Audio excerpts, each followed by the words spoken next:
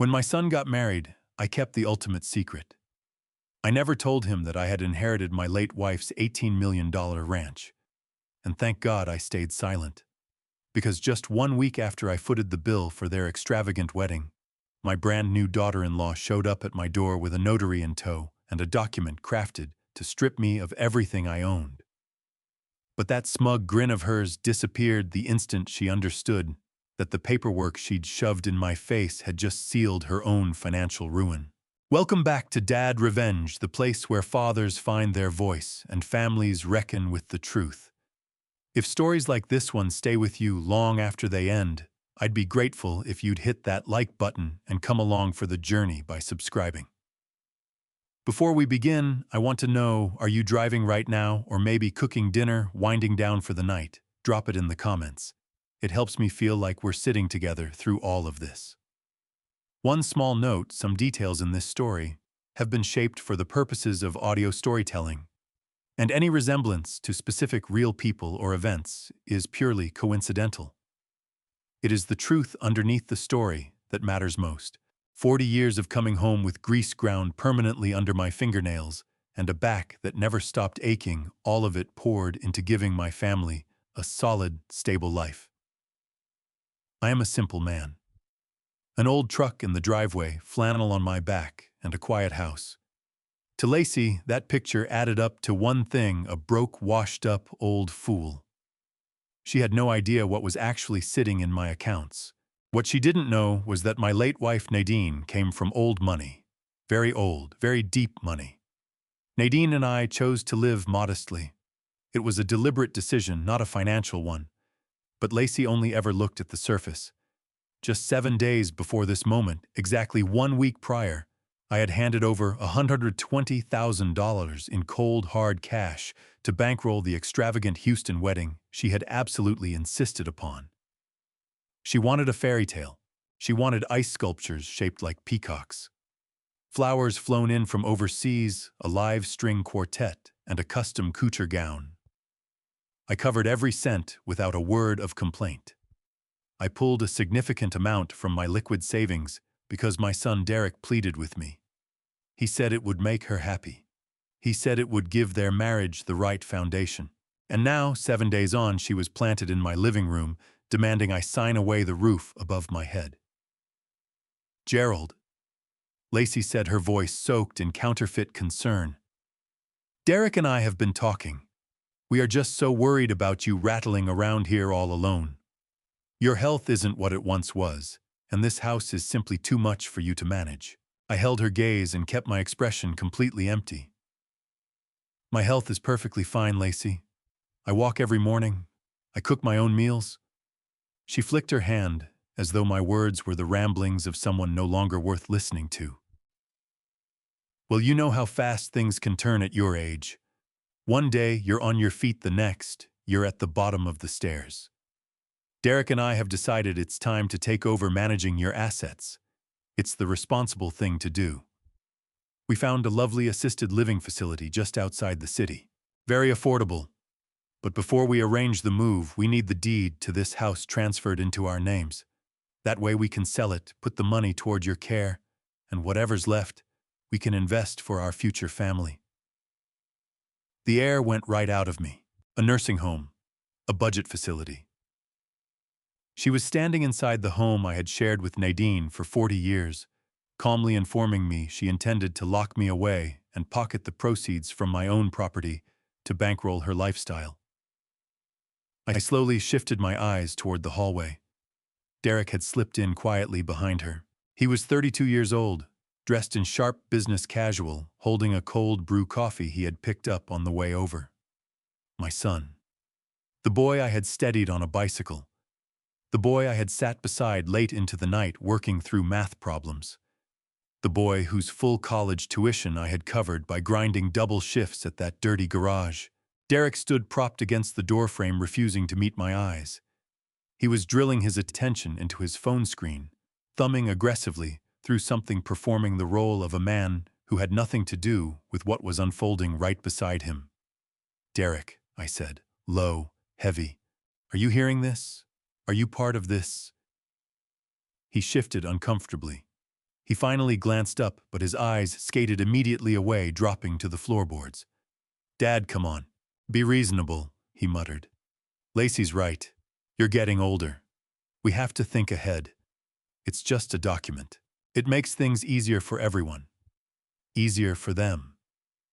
That was what he meant. The temperature in the room climbed sharply. The silence became suffocating. The notary redistributed his weight from one foot to the other, visibly aware he had stepped into the middle of something ugly and deliberate. He cleared his throat. "Sir, I just need to verify your identification and witness your signature on the lines marked with the red tabs," he said quietly. Lacey moved closer to the table and tapped her long, manicured fingernail against the page. "Just sign it, Gerald. We have errands to get to, and we don't have all day to sit here going back and forth with you. You know you can't manage on your own anymore. We are doing you a massive favor." I looked at the heavy silver pen. I looked at the legal document drawn up to strip me of my home. I looked at the daughter-in-law who saw me as nothing more than an obstacle between her and a comfortable life. And then I looked at my son, the man who had surrendered his backbone entirely standing by, while his wife moved to throw his grieving father onto the street 1 week after I had bankrolled the most important day of his life. My chest tightened. A slow, deep burn began building in my gut. But I knew that losing my temper would only hurt me. A blow-up was exactly the ammunition Lacey needed to paint me as emotionally unfit. I had to be smart, measured, strategic. I drew in a long, slow breath and reached toward the heavy silver pen. I let my fingers tremble, giving them the performance they wanted. A shattered, defeated old man folding under pressure. But as my hand hovered above that pen, a tide of memories broke over me. The day Nadine and I first walked through this house, a fixer-upper barely livable. The months we spent rolling paint onto the walls, sanding down the hardwood floors, putting in the garden out back. Every corner of this place was woven through with our life together. Handing it to this woman, this stranger who had entered our world and immediately began calculating its value, felt like spitting on Nadine's memory. Lacey didn't see a home built on love. She saw square footage, market value, and a lump sum. She saw a vehicle for the lavish lifestyle she constantly performed online. And Derek, my boy, what had happened to him? Had I protected him too well from the hard edges of the world? Had I smoothed so many paths for him that he'd lost any sense of what loyalty actually costs? There he stood, a grown man, hiding behind the appetites of a woman who had no more respect for him than she did for me. "Well," Lacey snapped, her manufactured patience fraying fast. She crossed her arms. "We are waiting, Gerald. The notary charges by the hour." I held my hand over the pen. I kept the trembling going. I needed them certain of their victory, convinced I was crumbling, so they would never see the counterattack already forming behind my eyes. I knew exactly what had to happen next. I couldn't sign. But I also couldn't refuse outright, not yet, or they'd escalate before I had any room to maneuver. I needed time. A few minutes to make one phone call that would reshape all of our lives. I pulled my hand back from the heavy silver pen. I set both palms flat on my knees and looked Lacey dead in the eye. The trembling was gone. My voice came out level, unhurried, and completely stripped of the fear she had counted on. "I am not signing this document," I said clearly. "I am not giving you my home, and I am not moving into a budget facility so you can fund your lifestyle." The room went absolutely silent. The notary stepped back and gripped his leather briefcase to his chest. Lacey's eyes went wide, genuine shock, but only for a moment before the shock curdled into something uglier. Every trace of the caring, concerned daughter-in-law evaporated on the spot. The mask came off. What was underneath was exactly what I had suspected. Her face went a deep, mottled red. Her manicured hands drew into fists. "Who do you think you are talking to?" she hissed. "You are a washed-up grease monkey, a useless old man sitting in a house that should already be ours. We are trying to build something, and you are a stubborn obstacle in our way." You are a guest here, Gerald. You have long outstayed your welcome. Her home, the sheer audacity of those words hung in the air like smoke. She had not put a single dollar towards this mortgage. 1 week ago, I had written a check for $120,000 to give her the wedding of her dreams. And now she stood in my living room, staking a claim on it.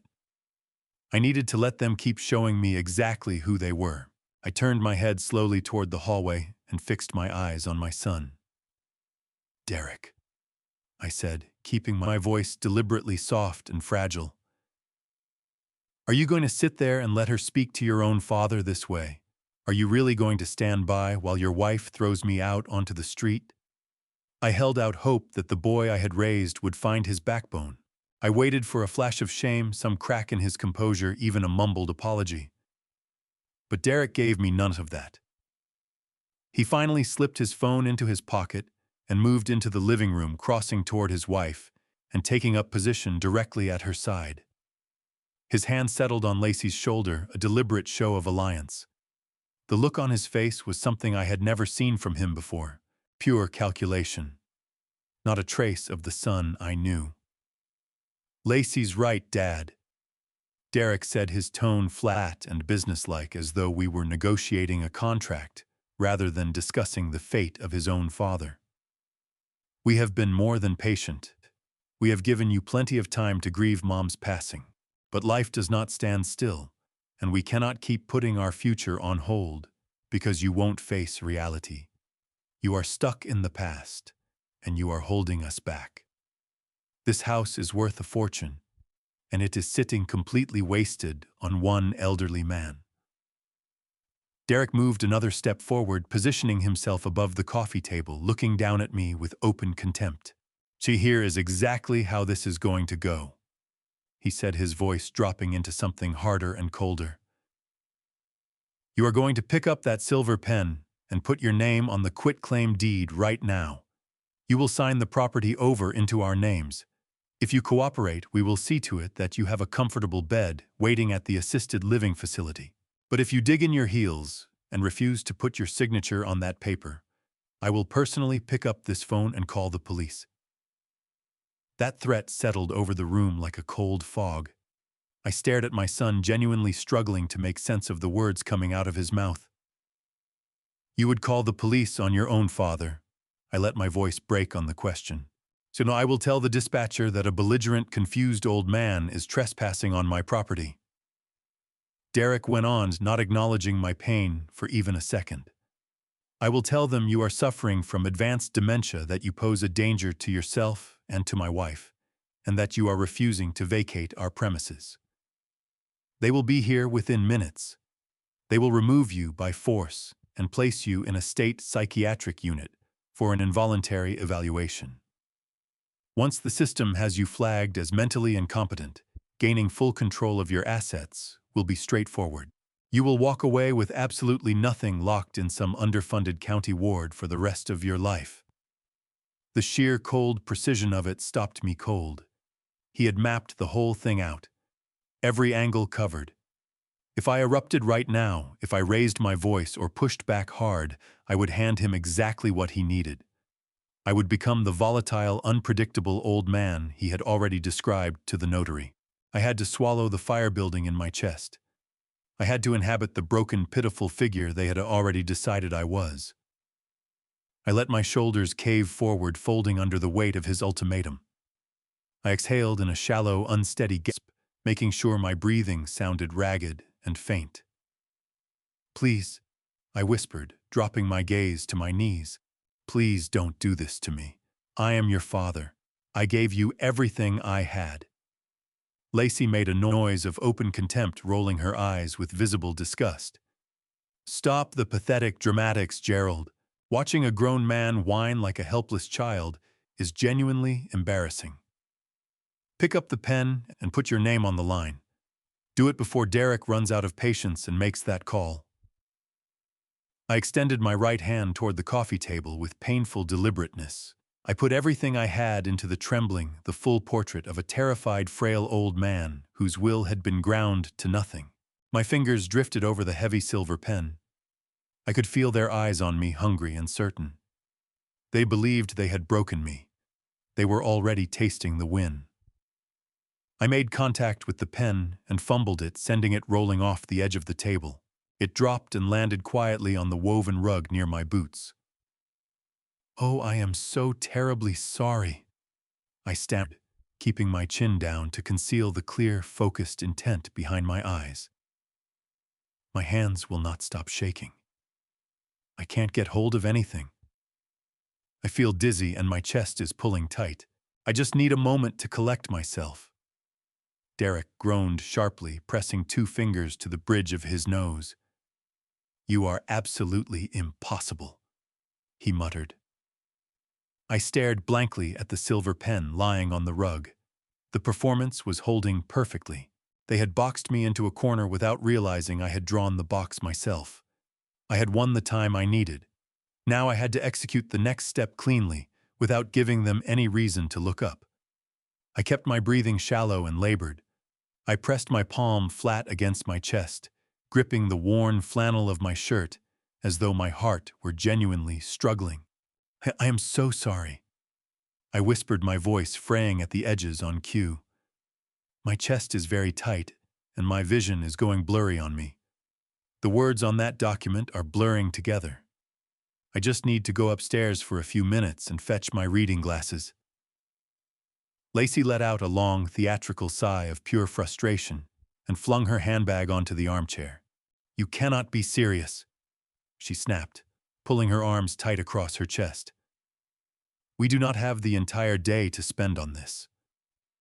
Derek dragged both hands through his hair and glanced at the notary, who was studying the ceiling with great interest. "Just go get your glasses, Dad," Derek muttered, his voice edged with venom. "Make it fast.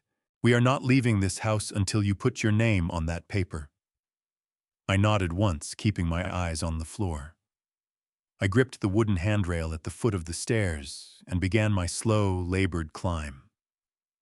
I dragged my boots against each carpeted step, projecting the image of a man who had nothing left in him.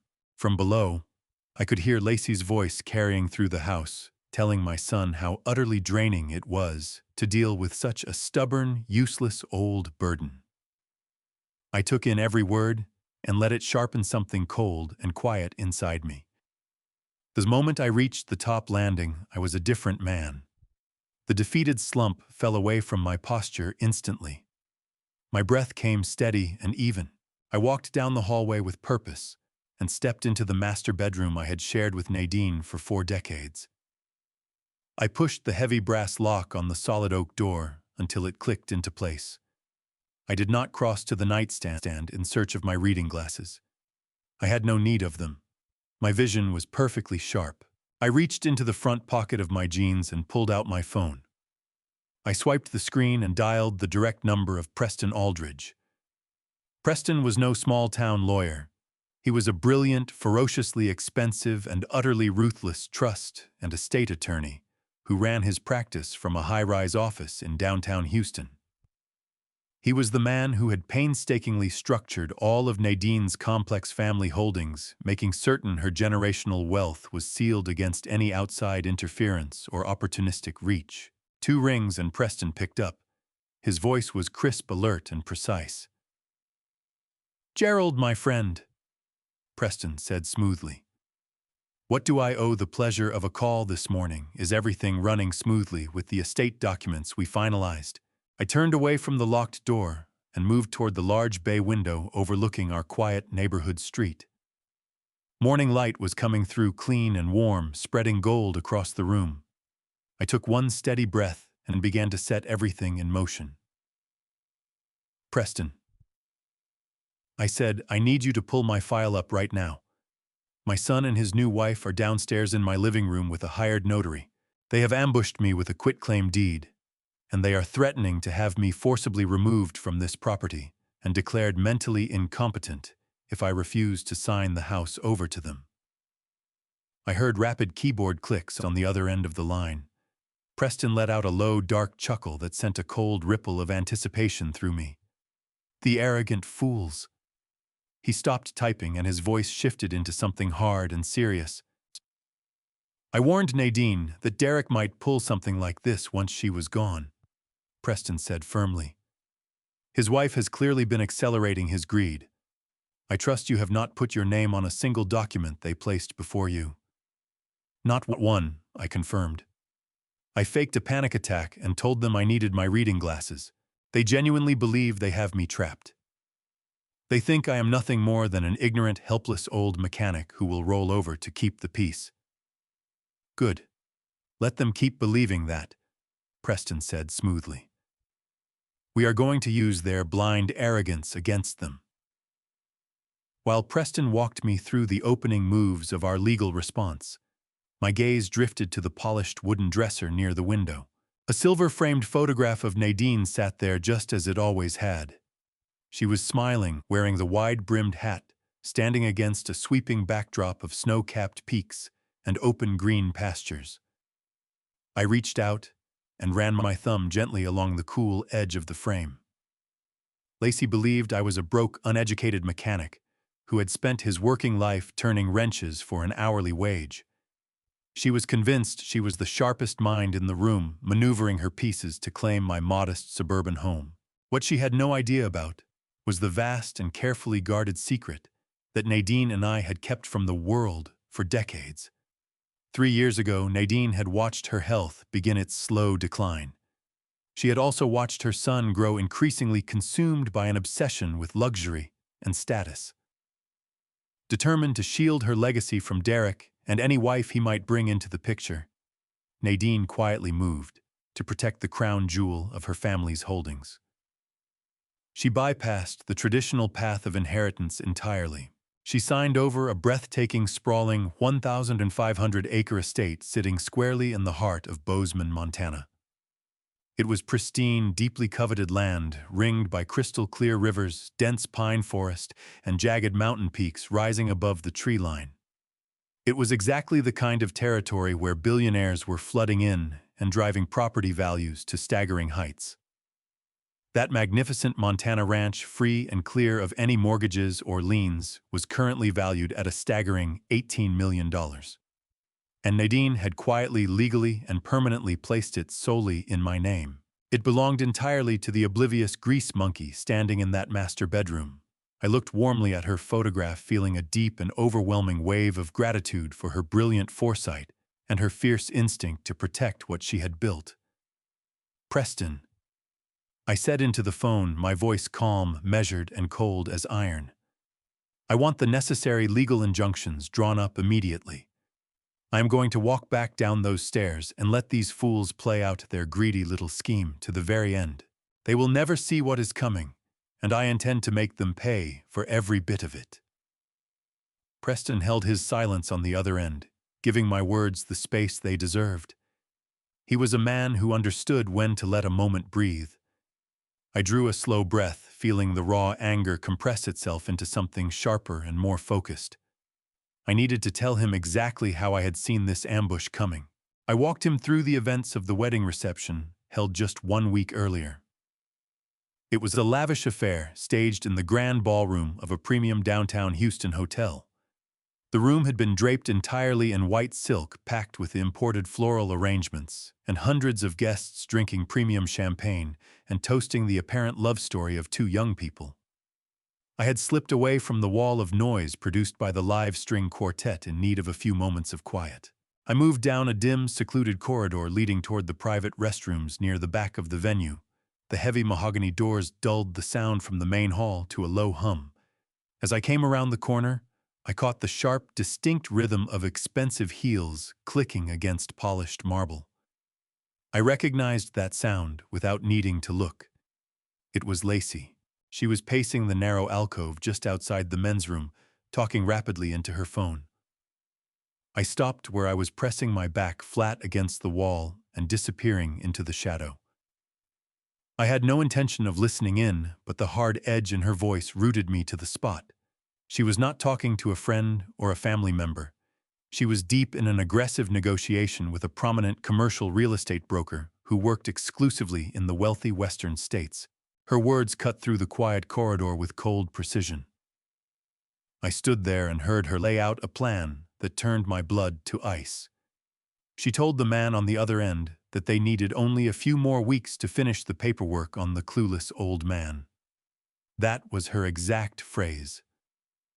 She was utterly certain I was a simple mechanic without the capacity to understand what was being put in front of me. She walked through how they would maneuver me into signing away my primary residence under the cover of an early inheritance arrangement. And once the house was legally in their possession, she moved on to the next far darker phase of her scheme. She intended to place me in a cheap, underfunded state care facility, making sure I would never be in a position to interfere in their lives again. But the worst of it was still to come. She told the broker that she already knew about the large piece of land in Montana. She had wrongly assumed it would flow to Derek through normal probate once they had me declared mentally incompetent. She instructed the broker to begin quietly drafting liquidation contracts for the property. She wanted the pristine $18 million ranch sold to the highest corporate bidder the instant they achieved legal conservatorship over my estate. She described in vivid terms how she would plow the proceeds from that sale into a luxury technology venture she had long dreamed of launching. She laid out the complete destruction of my life and the liquidation of Nadine's generational legacy with the breezy, detached tone of someone placing a routine order. Standing in the cold shadow of that hallway, I felt a physical ache spread through my chest. I wanted desperately to believe this was entirely Lacey's doing her poison alone. I held on to the hope that my son had no knowledge of any of it. That hope shattered seconds later. The door to the men's room swung open and Derek stepped out, straightening the lapels of his tailored silk tuxedo jacket. He strolled over to his new wife and slipped his arm around her waist. I held perfectly still, barely breathing, terrified a single sound would give me away. Lacey ended the call with a bright, triumphant laugh. She turned to my son and kissed his cheek. She told him cheerfully that the broker was ready to move on the Montana property the moment they had secured the necessary signatures from the pathetic old mechanic. Derek did not flinch. He did not pull back or challenge her for plotting to have his grieving father institutionalized. Instead, he looked down at her with a satisfied smile and nodded his full agreement. He told her the plan was airtight, that they simply needed to keep playing the part of devoted, caring children a little while longer, just until the ink had dried. That was the moment the father in me ceased to exist. The sound of his easy, cold complicity cut the last thread holding that part of me together. My son had become something hollow, a man stripped of conscience and remade by his hunger for a life of luxury. The memory dissolved and pulled me back into the still quiet of my locked bedroom. Preston had listened to every word of that account with steady, unwavering attention. When I finished, his voice came back through the phone carrying the full, grounded authority of a man who knew exactly where the power sat. "Gerald," he said, deliberate and unhurried, making certain the weight of it landed. "Let them plot. Let them scheme. Your assets are completely ironclad and entirely impenetrable. Nadine was an exceptionally brilliant woman. The way we structured the trust and the ironclad property transfer means that neither Derek nor his scheming wife can ever legally lay a finger on a single acre in Montana. They are chasing a ghost." A deep, steadying wave of relief rolled through me. I thanked Preston sincerely for his unyielding commitment to honoring Nadine's final wishes. I told him to prepare the defensive filings and stay sharp for our next move. We ended the call, and I slipped the phone back into the front pocket of my worn jeans.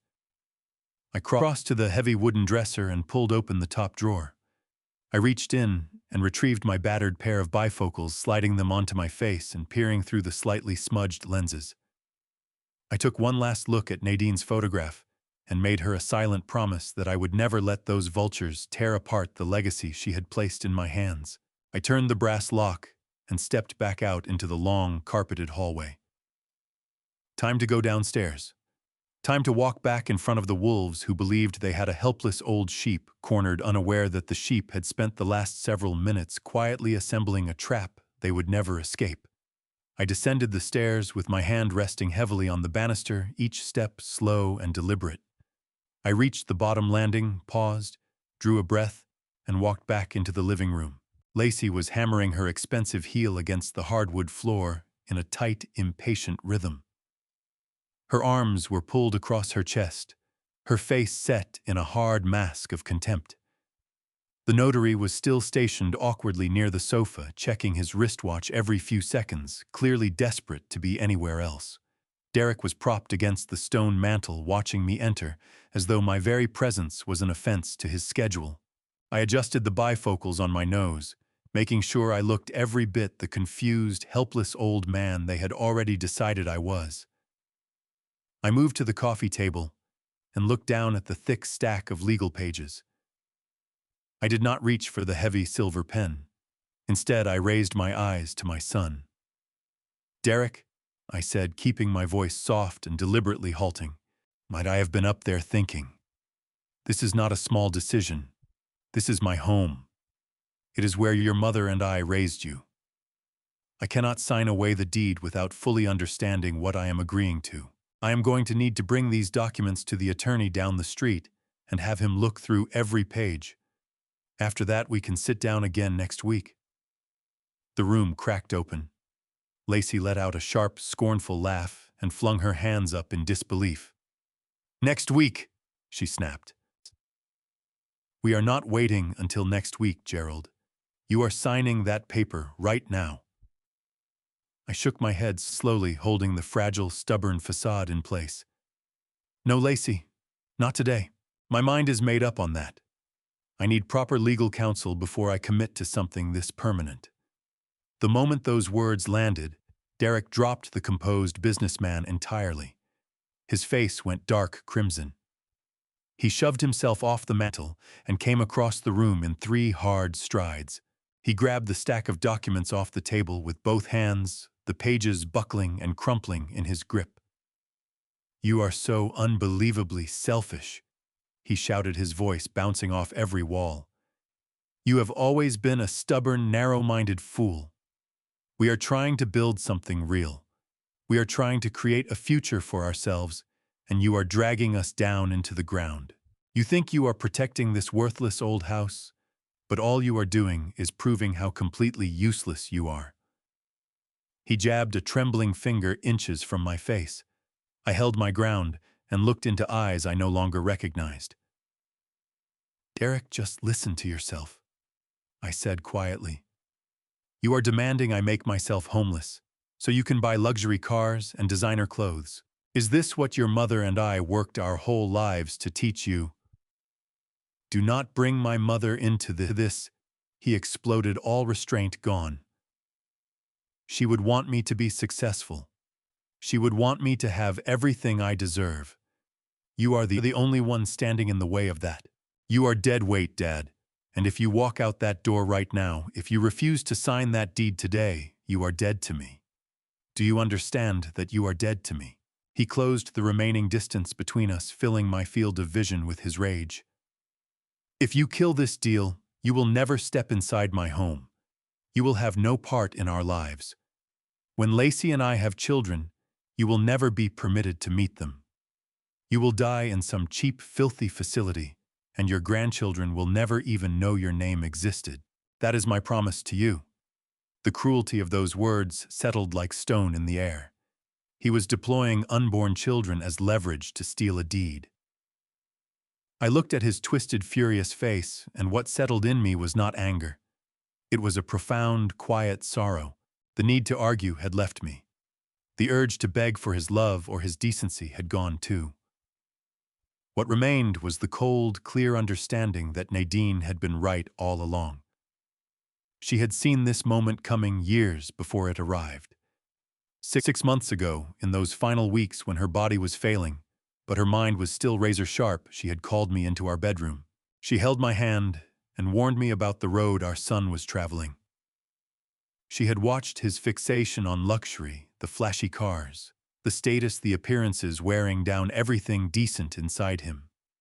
She had watched Lacey pour fuel on every bit of it, shaping him into someone who measured the world entirely by what he could extract from it.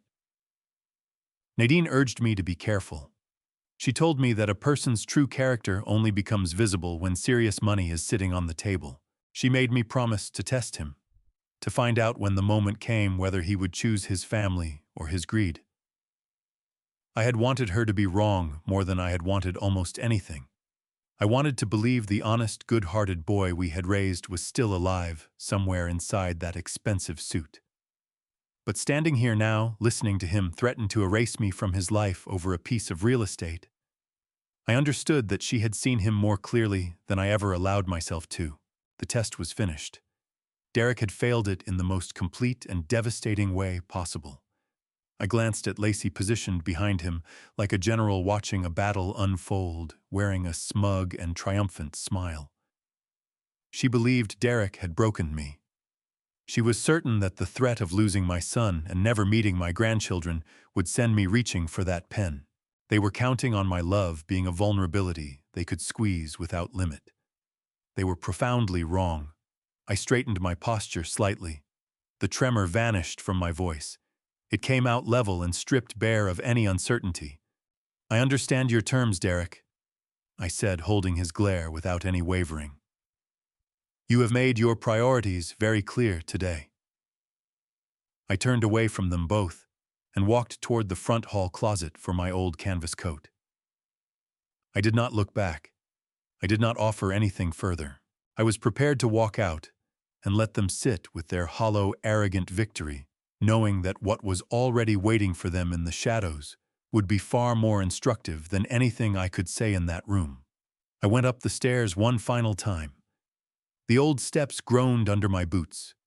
Every sound felt like a small goodbye to the house where the best years of my life had taken place. I went into the guest bedroom that had served as my space for the past week. I dragged an old, battered leather suitcase out from the back of the closet. The edges were heavily scuffed, the whole thing carrying decades of wear in its creases and scratches. I laid it open on the narrow twin bed and began folding my things with care. 3 faded flannel shirts, a couple of pairs of sturdy denim jeans, my mechanic coveralls.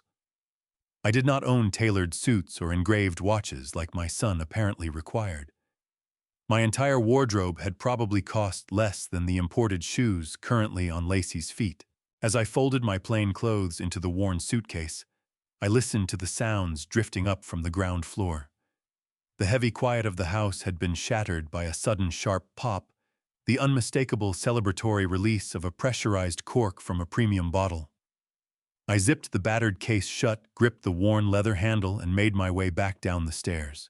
With each step downward, the cheerful ringing of crystal floated toward me from the kitchen. I stopped near the bottom, tucked entirely into the dim shadows of the adjoining corridor. I leaned around the edge of the drywall and took in the agonizing scene playing out before me. Derek and Lacey stood beside the expensive marble island. Lacey was tilting an expensive bottle of vintage Prosecco into 2 tall, elegant crystal flutes, the golden liquid catching the kitchen light as it bubbled up. This was the kind of bottle they reserved for truly significant occasions. She passed a glass to my son, her face lit with a triumphant, radiant glow. Derek lifted his flute high, a broad and easy smile settled across his face. "Here's to our brand new beginning," he declared proudly, his voice carrying a light, carefree tone. "To a future without any unnecessary dead weight holding us back." Lacey laughed brightly, tapping her glass against his with a crisp, musical chime. "To finally getting rid of the ultimate freeloader," she added viciously, drawing a long, celebratory sip. I stood motionless in the cold shadows, listening to my own flesh and blood openly toast my banishment. They were drinking expensive Prosecco to mark the precise moment they left an old man with nowhere to sleep. Not one flicker of guilt crossed their faces, not one breath of remorse for discarding me like broken, unwanted furniture. They were entirely swallowed by their own arrogant greed. My grip tightened on the handle of the suitcase. I knew I had to hold my carefully constructed performance together until the very last second. I stepped out of the corridor and walked slowly into the bright entryway. My heavy boots struck the polished hardwood floor, announcing my departure with each thud. Derek and Lacey stopped laughing immediately. They set down their crystal glasses and turned to watch me move toward the front door.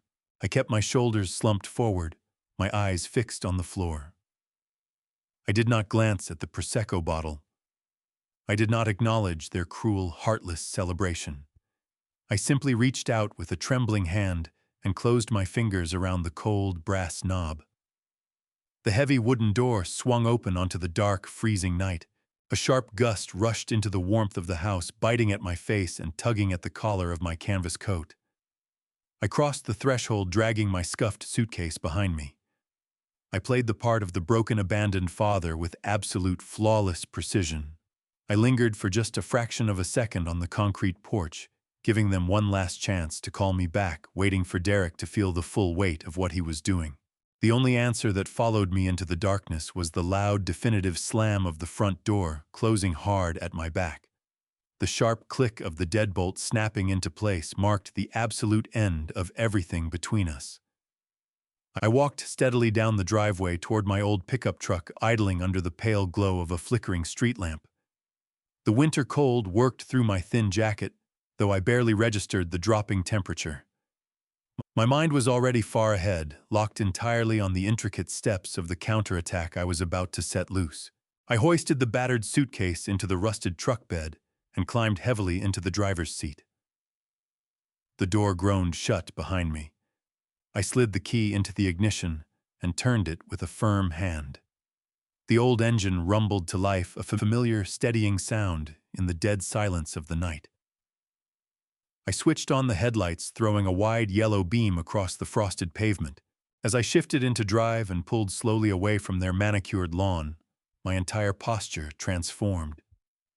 The heavy, tragic slouch evaporated instantly. I straightened my spine against the worn seat, rolled my shoulders, and drew a slow, steadying breath of crisp winter air deep into my lungs. I glanced in the rearview mirror and watched the warm lights of their house shrink and disappear into the darkness behind me. I did not shed a single tear for the son I had lost. My hands were steady on the wheel. What moved through me instead was a surge of pure cold energy. Rather than feeling broken, a slow and icy smile spread across my face. Derek and Lacey genuinely believed they had claimed the ultimate victory today. They figured they had removed their biggest obstacle by throwing me out into the cold. They were probably already dividing up the millions they imagined they were about to steal. But what those arrogant fools had completely failed to grasp was that my battered suitcase carried far more than a few folded flannel shirts and worn denim jeans. Concealed beneath a false fabric lining at the bottom of that scuffed bag sat a heavily encrypted, high-capacity master hard drive. For 4 solid weeks, that silent drive had been continuously receiving and permanently recording high-definition audio and video from 6 microscopic, state-of-the-art cameras I had quietly and expertly placed in every primary room of their home. I knew precisely what they were going to do next, because I had deliberately laid the bait they were now hunting for. Every corner of their private lives sat under my complete and total surveillance, and I intended to watch their entire greedy empire collapse into ash, leaving them with absolutely nothing.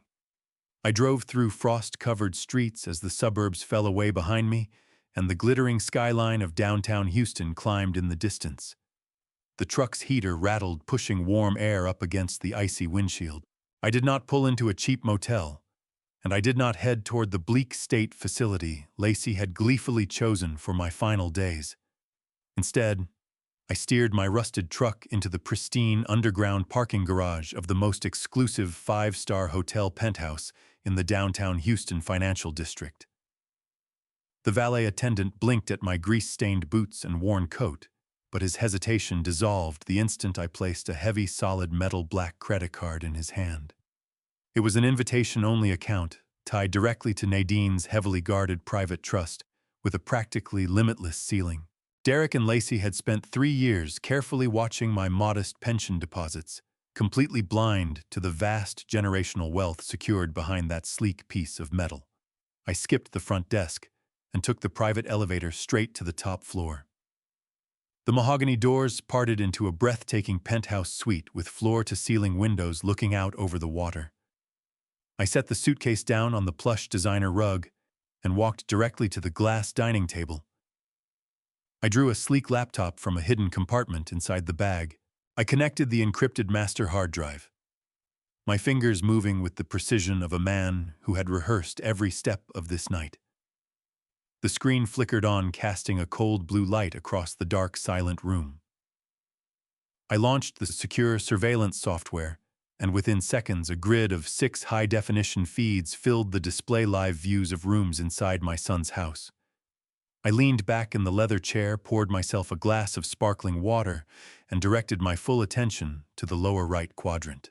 That camera had a clear line of sight into the damp, unfinished basement. Before I had walked out the door, I deliberately left behind a stack of heavy cardboard boxes, each labeled in thick marker personal financial records, old tax returns. I knew their champagne celebration in the kitchen wouldn't hold their attention for long. Greed is a restless disease, and the thrill of throwing me out would soon give way to the frantic need to legally secure everything they believed they had taken. Sure enough, 2 hours after I stepped off that porch, the basement door swung open. The harsh overhead fluorescence flickered on, flooding the dusty concrete floor with hard light. Derek and Lacey rushed eagerly down the wooden stairs, trading their crystal flutes for the frantic work of digging through an old man's private affairs. Watching them through the crisp digital feed was deeply disturbing. They moved like starving animals tearing into a fresh carcass. Lacey dropped to her knees and ripped the packing tape off the first cardboard box with aggressive clawing motions. She began hurling decades of my life carelessly over her shoulder. Old family photo albums, faded birthday cards from Derek's childhood, and bundles of heartfelt love letters I had written to Nadine were dumped across the dirty floor. She did not stop to look at a single photograph. She did not hesitate to trample over the cherished memories of a woman who had loved her son without condition. She was blindly hunting for bank statements, hidden account numbers, anything that could hand them legal access to what was mine. Derek was right beside her, tearing through a pile of old utility bills and expired insurance policies, his face twisted into a mask of sheer desperation. He was sweating through his shirt, muttering angry curses every time a file folder turned up completely empty. I zoomed in carefully on the camera feed and turned up the audio to catch their frantic exchange. Derek shoved a stack of worthless receipts aside, complaining bitterly that I must have stashed the property deeds somewhere else. Lacey snapped back at him, her voice sharp and demanding, telling him to keep digging until his fingers bled. They were ripping apart the history of our family in search of a shortcut to wealth. I watched that pathetic display of moral ruin with complete emotional detachment.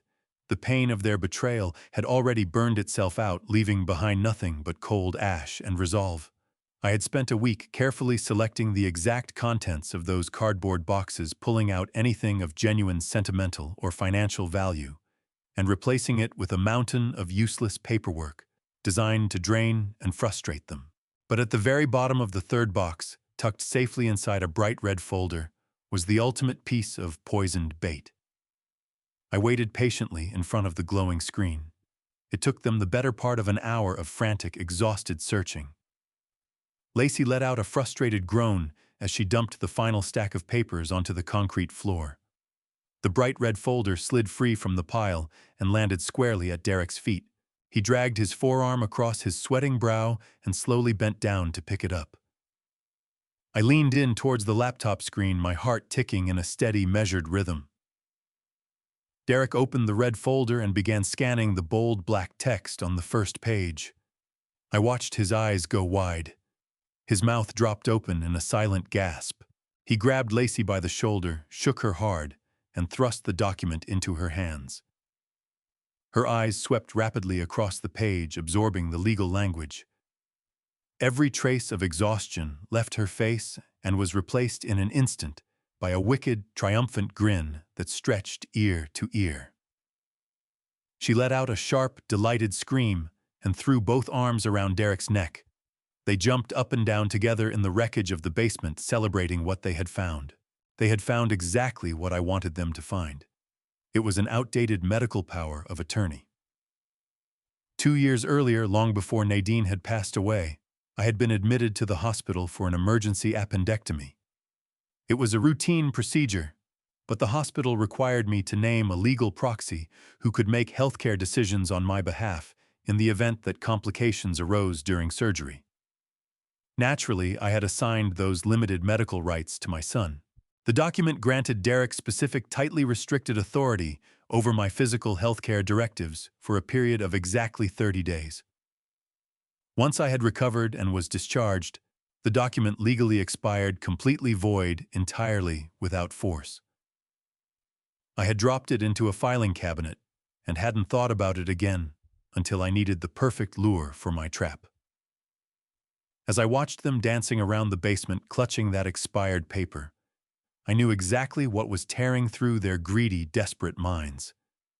To an uneducated thief hungry for a shortcut, a single sheet bearing an official legal seal and a bold title containing the words "Power of Attorney" looked exactly like a golden ticket to unlimited wealth.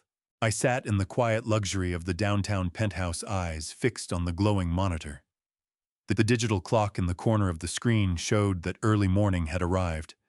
Derek and Lacey had barely slept.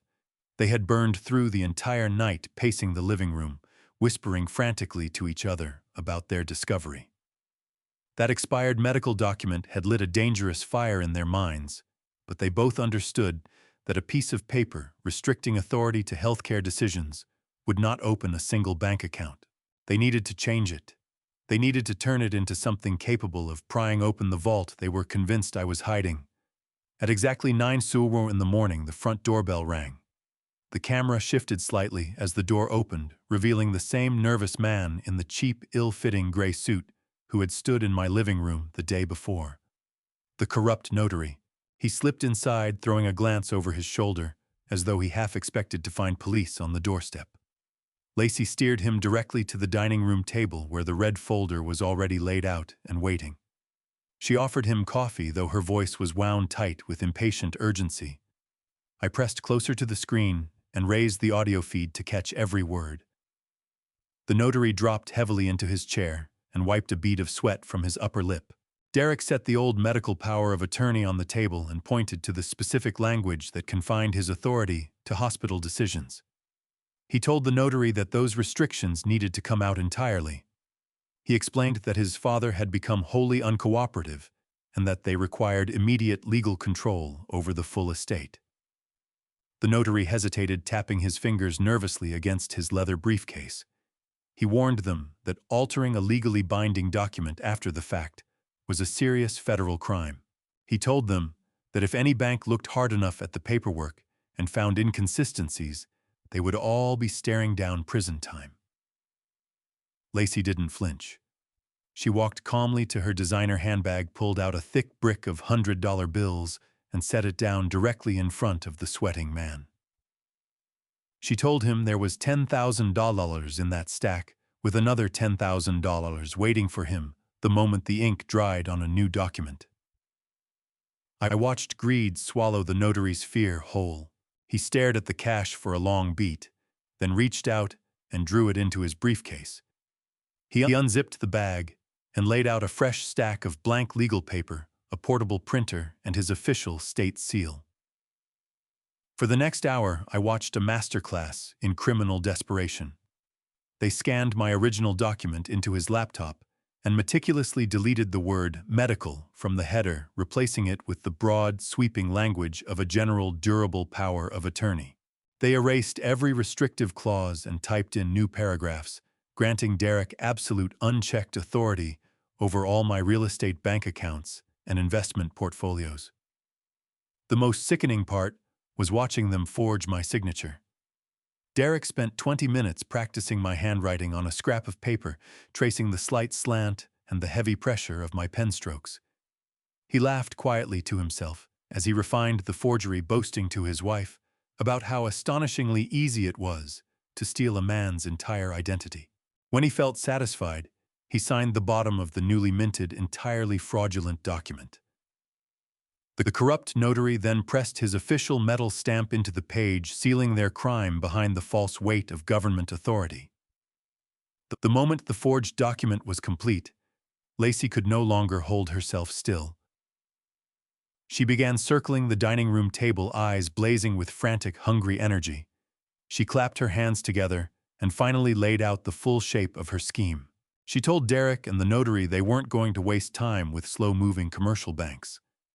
A standard bank would demand extensive background checks, credit evaluations, and weeks of grinding underwriting before approving any kind of large loan, and they might even insist on speaking with me directly, which would bring the entire operation down in an instant.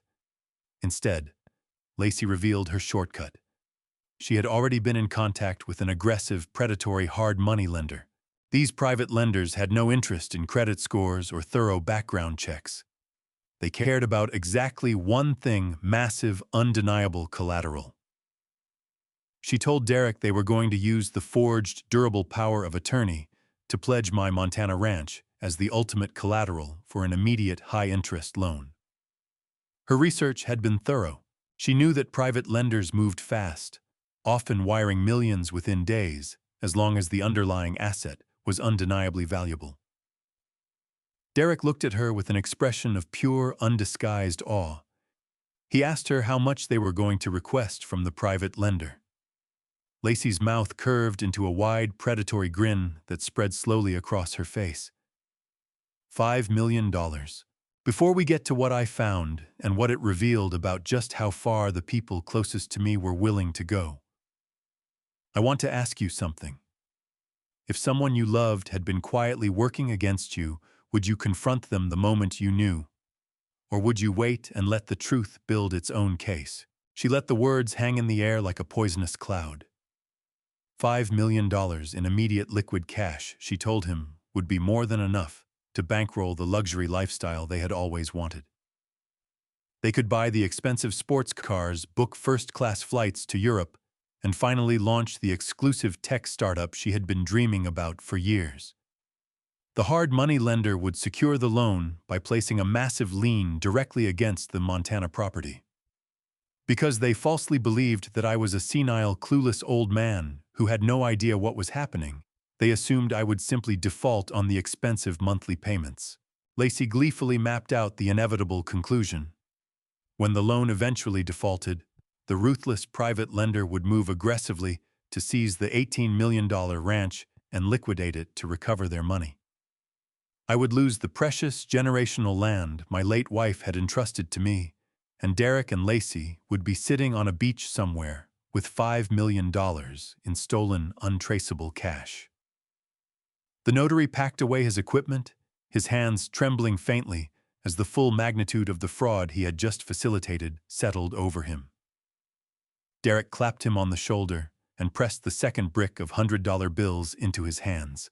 They walked the nervous man to the front door and sent him on his way, leaving the two of them alone with their forged legal weapon. Derek picked up the fraudulent document and kissed it, holding it up toward the overhead light as though it were some kind of sacred artifact. He pulled Lacey into a close embrace and whispered that their days of living on a budget were officially finished. I sat in the dark luxury of my penthouse suite watching their disgusting, triumphant celebration through the monitor. Not 1 ounce of panic moved through me. I did not reach for my phone to warn them or pull them back from the edge of the cliff they were racing toward. The cold weight of their betrayal had fully hardened into a solid wall of resolve. They had willingly, eagerly crossed from disrespectful children into federal criminals. They had just woven the exact rope they would use to hang themselves. I took a slow sip of water, a calm and deeply settled feeling spreading across my chest. The trap was perfectly laid. All that remained was to wait for it to snap shut. The following morning, the quiet of my penthouse suite was broken by the sharp ring of my cell phone. Preston Aldridge's name lit up the screen. I answered it at once, expecting the precise update we had been waiting for. "Gerald." Preston said, his voice unusually taut and carrying an unmistakable edge of urgency. They actually did it. The sheer audacity of these two is almost difficult to comprehend. He explained that his automated legal monitoring software had just triggered a significant red flag. The aggressive hard money lender Lacey had contacted was moving with remarkable speed. They had already pulled the preliminary title report on the Montana property and officially filed a binding lien against the estate. Preston told me the lender had accepted the forged durable power of attorney as complete fact. Being a private predatory institution built on rapid high-interest transactions, they had bypassed entirely the rigorous underwriting process a traditional commercial bank would require by law. They saw a pristine, unencumbered $18 million ranch, and their greed matched Lacey's perfectly. Preston was pacing in his office. I could hear the steady, rhythmic clicking of his leather shoes against the hardwood floor.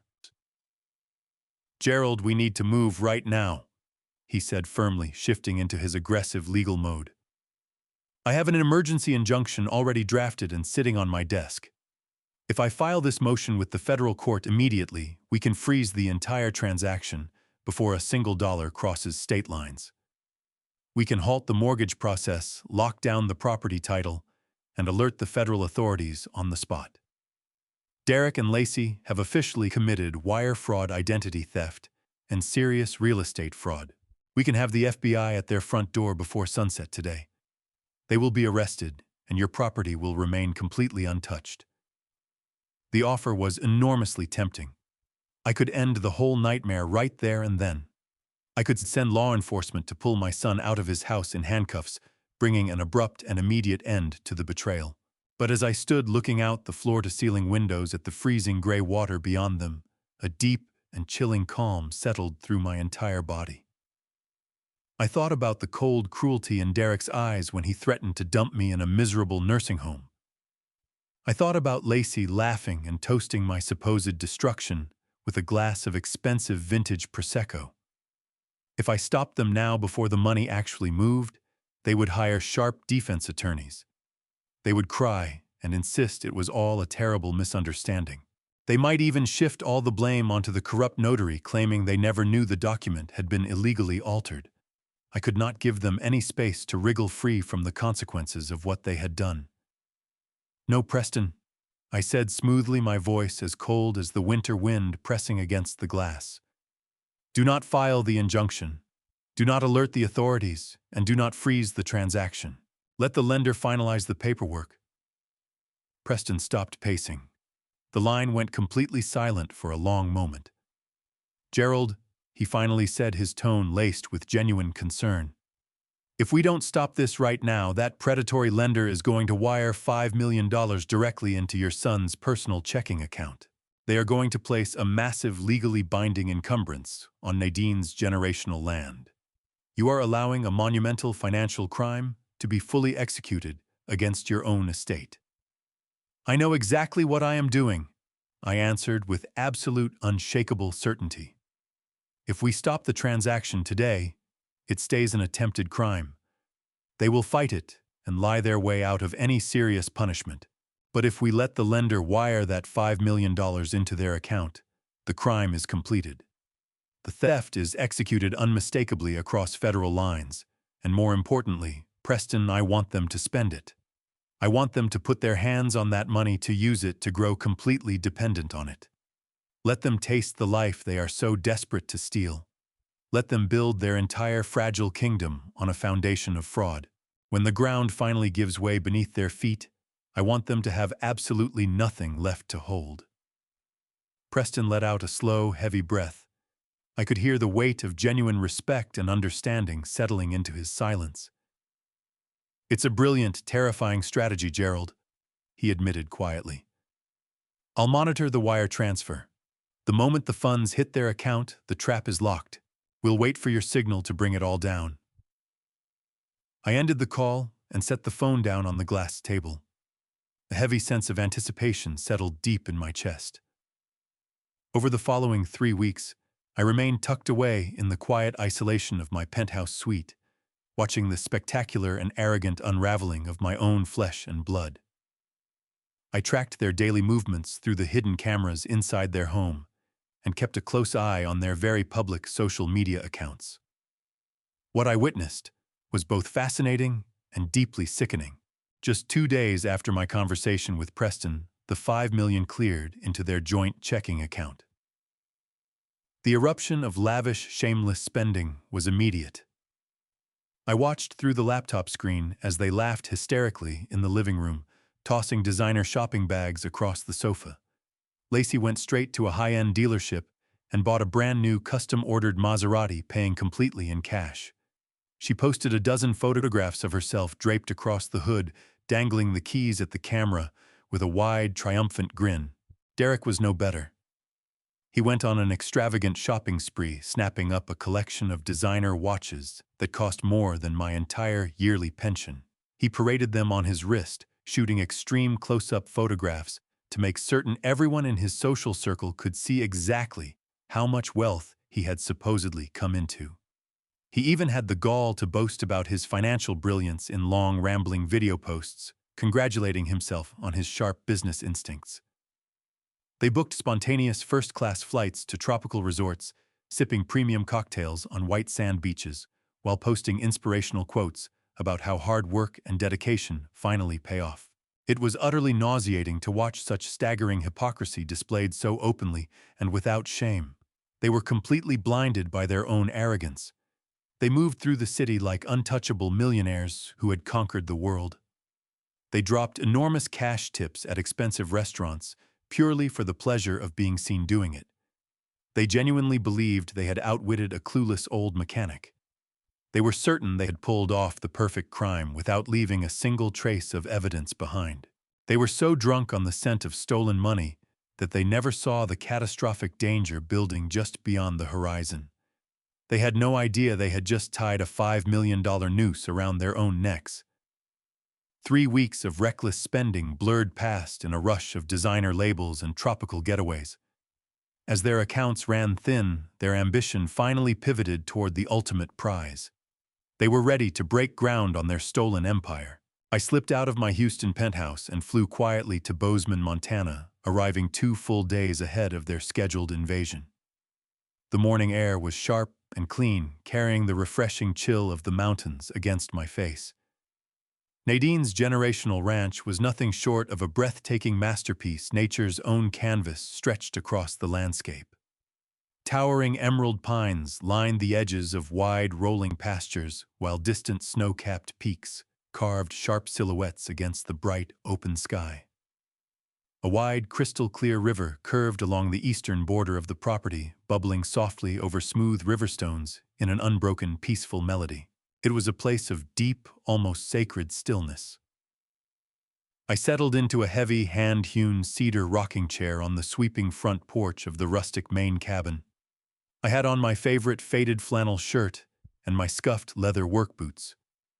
I wrapped both hands around a simple ceramic mug of steaming black coffee, letting the warmth seep slowly into my calloused palms. The vast silence of the wilderness worked on me like medicine. I shut my eyes for just a moment, drawing in the scent of pine needles, feeling Nadine's presence all around me. I knew the peace was about to be torn apart, but I felt no fear at all. I was simply waiting for the storm I had carefully built to roll in. Right on schedule, the mountain quiet shattered a distant, aggressive grinding of gravel rising from down the long dirt driveway that connected the property to the main road. The deep mechanical roar of heavy diesel engines bounced through the valley. I didn't move from the rocking chair. I just opened my eyes and watched the wide dust cloud climbing into the distance. The arrogant invasion force had arrived on time. Out in front was a massive, gleaming black luxury SUV, a premium rental chosen to project an image of untouchable wealth. Rumbling closely behind it came a loud, chaotic convoy of heavy commercial machinery. 5 enormous bright yellow bulldozers and excavators crawled up the pristine driveway, their thick metal treads grinding into the undisturbed earth. Flatbed trucks hauling steel fencing, temporary barriers, and surveying equipment trailed behind the heavy machines. It was a grotesque mechanical army assembled to dismantle my late wife's beautiful sanctuary.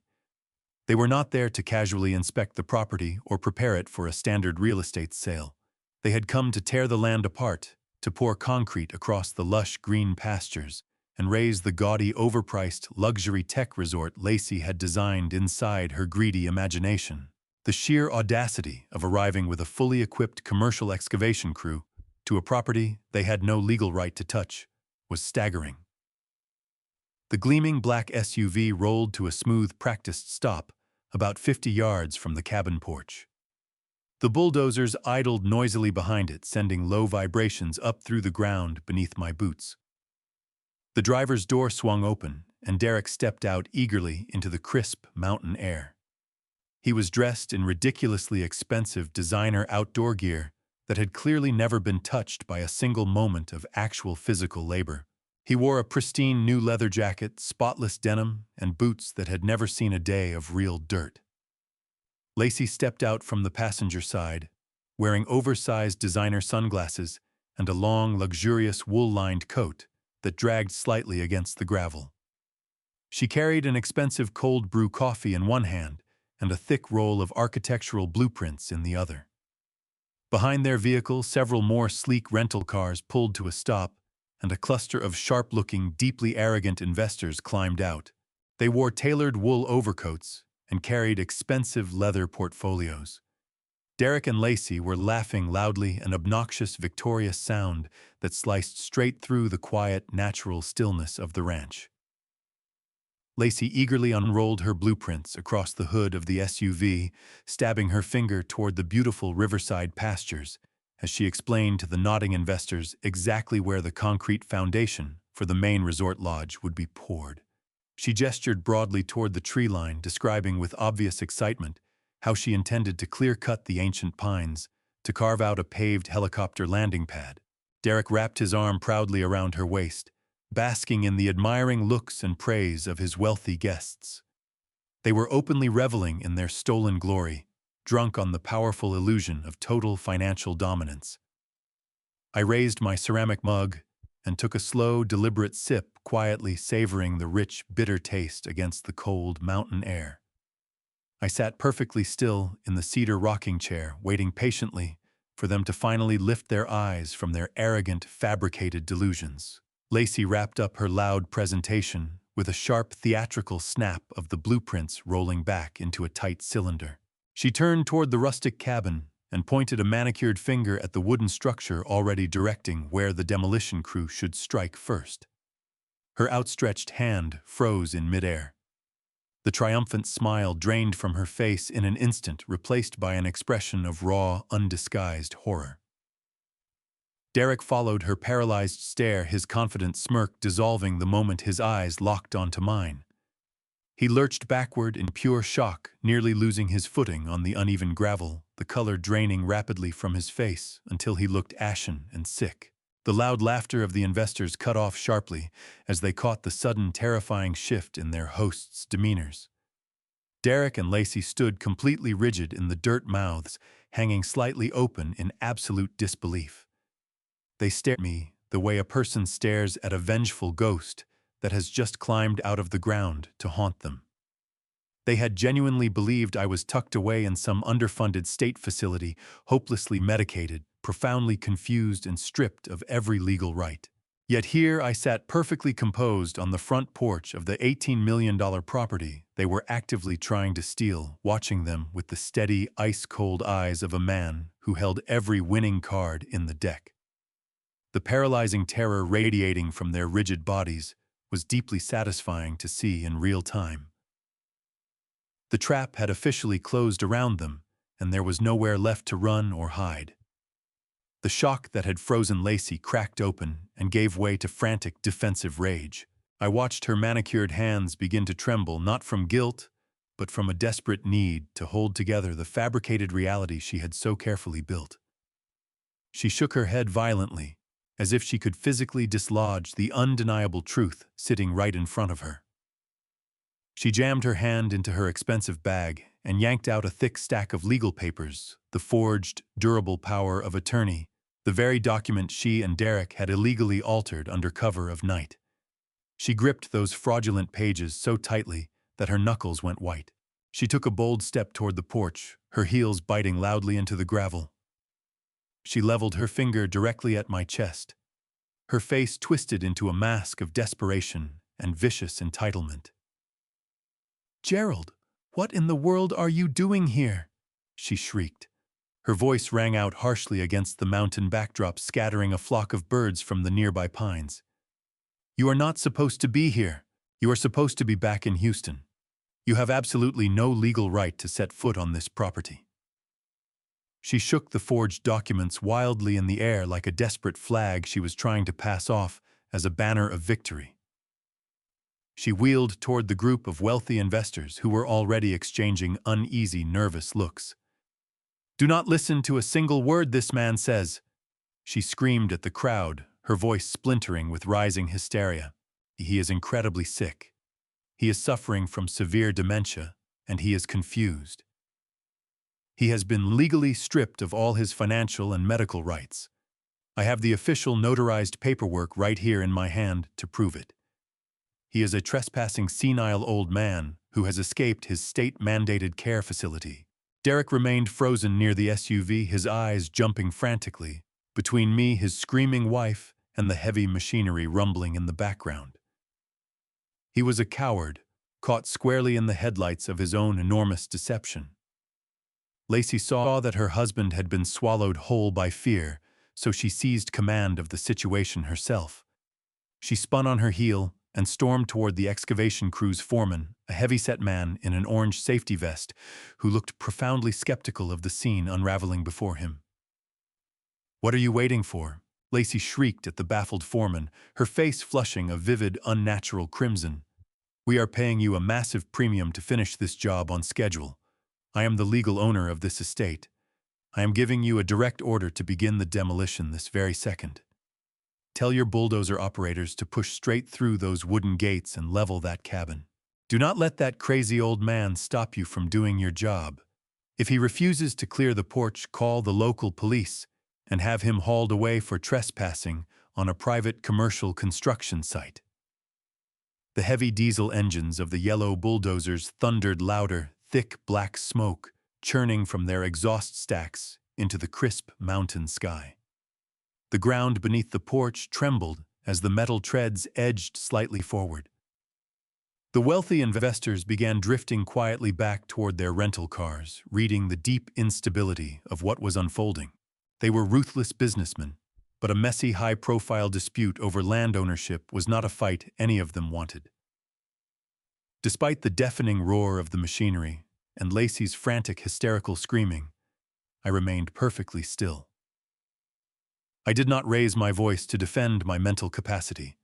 I did not rise from the cedar rocking chair.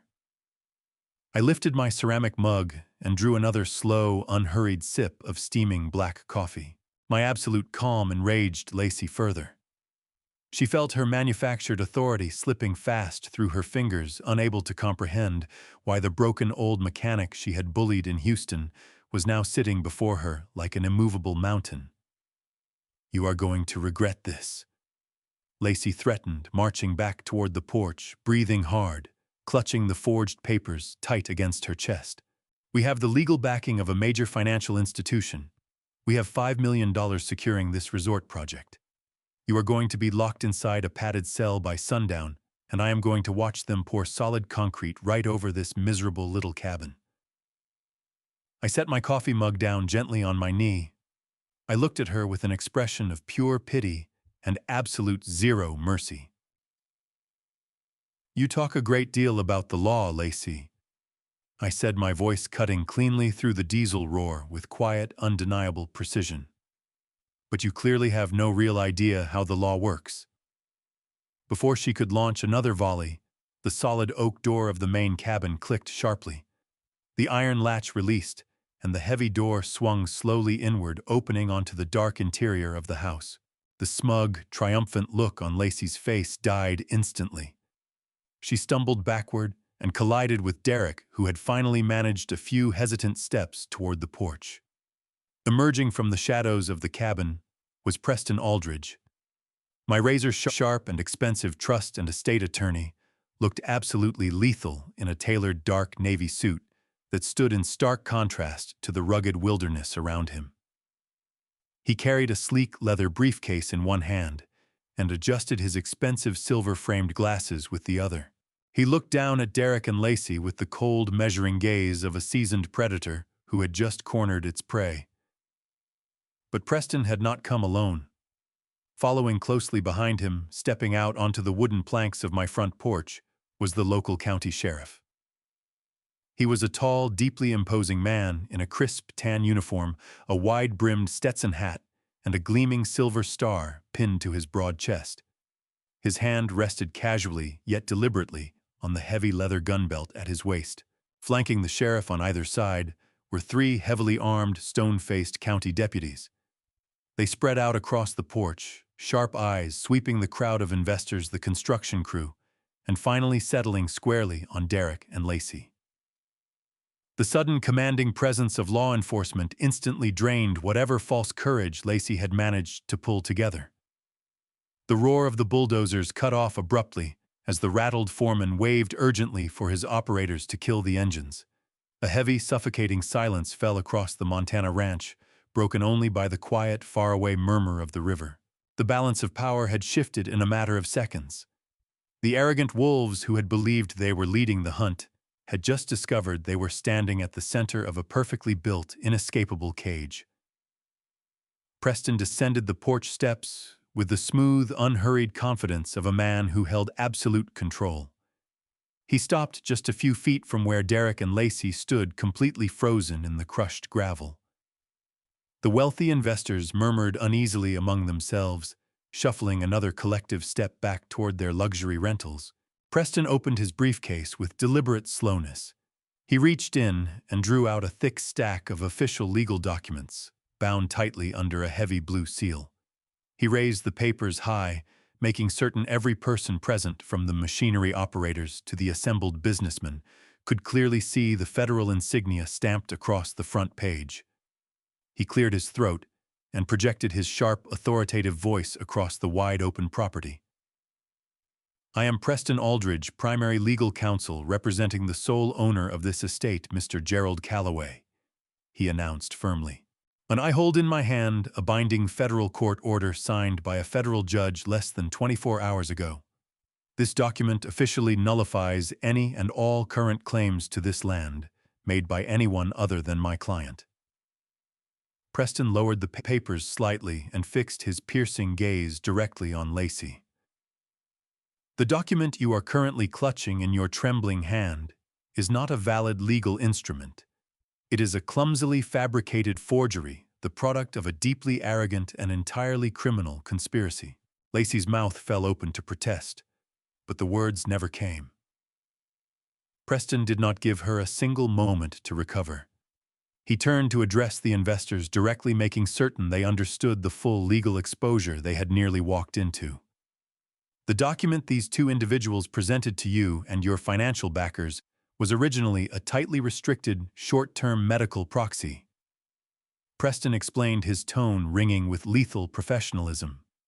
"We possess irrefutable high-definition video and audio evidence proving that Derek Calloway and his wife deliberately altered that expired document inside their own dining room. They willfully forged my client's signature to produce a fraudulent general durable power of attorney.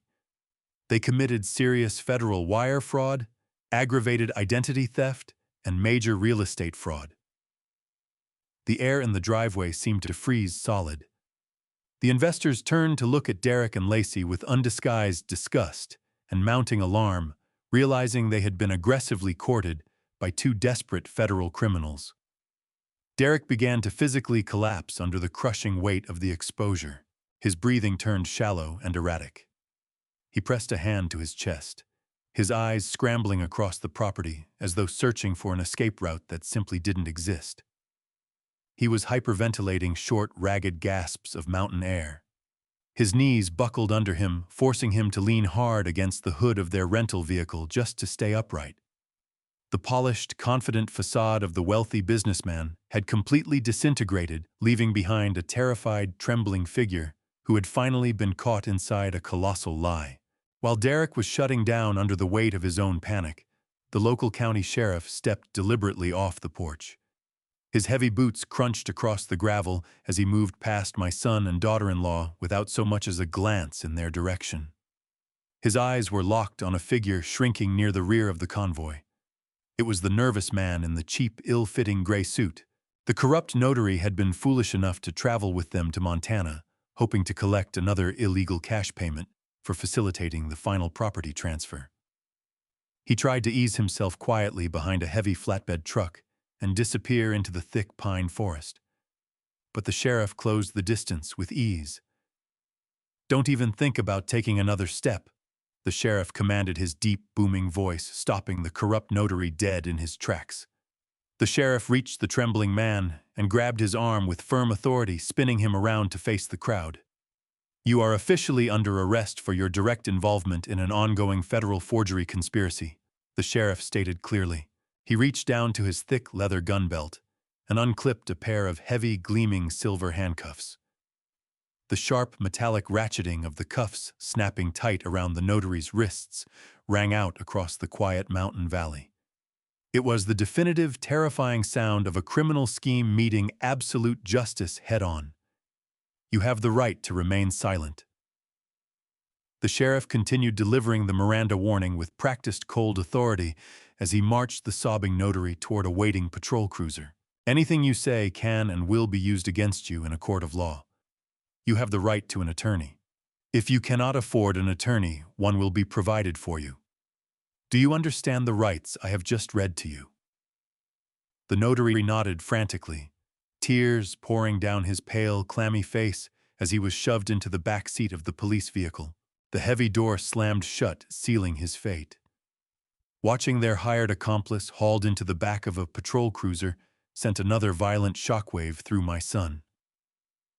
Derek covered his face with both hands, letting out a muffled, pathetic sob, and it was watching his entire fabricated world come apart at the seams. The luxury cars, the expensive wardrobe, the elite social standing, all of it had been built on a rotten foundation of lies, and now the whole structure was collapsing directly on top of him. But Lacey refused to surrender. Her deep, toxic sense of entitlement blinded her completely to the catastrophic reality closing in around them. The sight of that arrest did not humble her for a single moment. It only lit a frantic, cornered desperation. She stepped away from her hyperventilating husband and marched straight toward Preston, her face contorted in pure, unadulterated defiance. She jabbed a trembling, manicured finger at my lawyer. "You think you are so incredibly smart," she screamed, her shrill voice carrying across the silent pastures. "You think a court order over a forged signature changes anything at all. It does not matter what you say about the power of attorney. We already won." She wheeled around and pointed fiercely toward the vast, untouched acreage stretching out behind the main cabin. "We secured a $5 million commercial mortgage against this property 3 weeks ago. The funds have already been completely disbursed. We used this land as the primary legal collateral." She turned back to face me, chest-heaving, eyes wild with a frantic, delusional sense of triumph. "We owe a ruthless private financial institution $5 million, Gerald." She screamed directly at me, a wicked smile forcing itself back onto her trembling lips. "And they placed a massive, legally binding lien right onto this estate. If you try to stop this development now, we will simply default on the loan. The lender will forcibly seize the land and evict you entirely. You are trapped, old man. You lose completely. Either way, we win. Period." Lacey stood there, panting, chest still heaving with her wicked delusion. She believed the mountain of debt she had hastily constructed was an unbreakable shield. She thought the momentum of her crime would steamroll straight over legal reality. I set my coffee mug gently on the small table beside my rocking chair. I rose slowly, the floorboards groaning under my weight. I walked down the porch steps, my boots crunching deliberately across the gravel.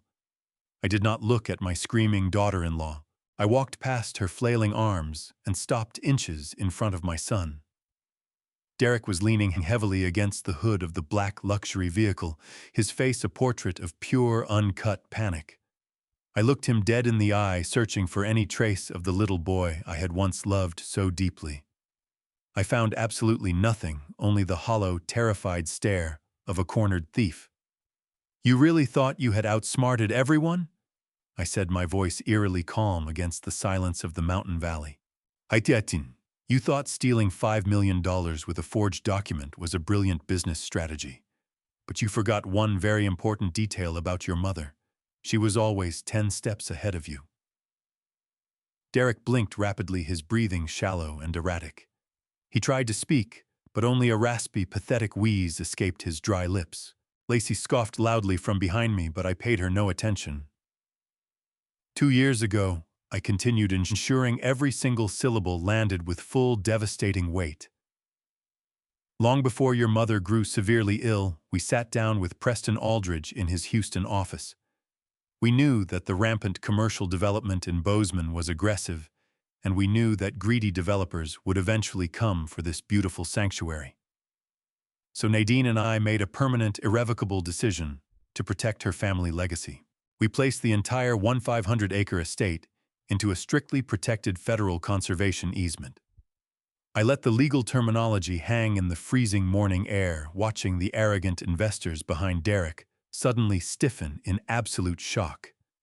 The wealthy businessman immediately understood the catastrophic weight of those words, even if my foolish son and his delusional wife did not.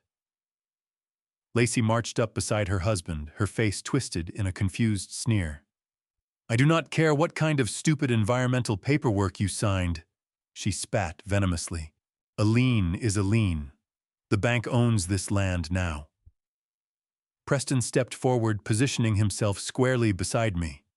He adjusted his battered pair of bifocals and looked down at Lacey with an expression of profound professional pity. You truly are remarkably ignorant regarding federal property law," Preston stated smoothly. "A federal conservation easement legally and permanently strips all commercial development rights from the property in perpetuity. That means this land legally cannot be subdivided. It cannot be commercially developed, and it absolutely cannot be used as collateral for a commercial mortgage by anyone ever. The deed is permanently restricted. The massive loan you secured 3 weeks ago is completely fraudulent, not just because you forged the power of attorney, but because the underlying asset you pledged legally does not exist in the commercial market." The investors immediately began rushing toward their rental cars, frantically calling their own attorneys. They wanted absolutely nothing to do with a federally restricted property tangled up in a massive wire fraud investigation. The construction foreman swore under his breath, waving his hand violently to signal his crew. The heavy flatbed trucks and yellow bulldozers began shifting into reverse, eagerly abandoning the contaminated job site. The grand, luxurious resort Lacey had viciously planned was evaporating into thin air before her eyes. The devastating reality finally began to break through Lacey's defenses.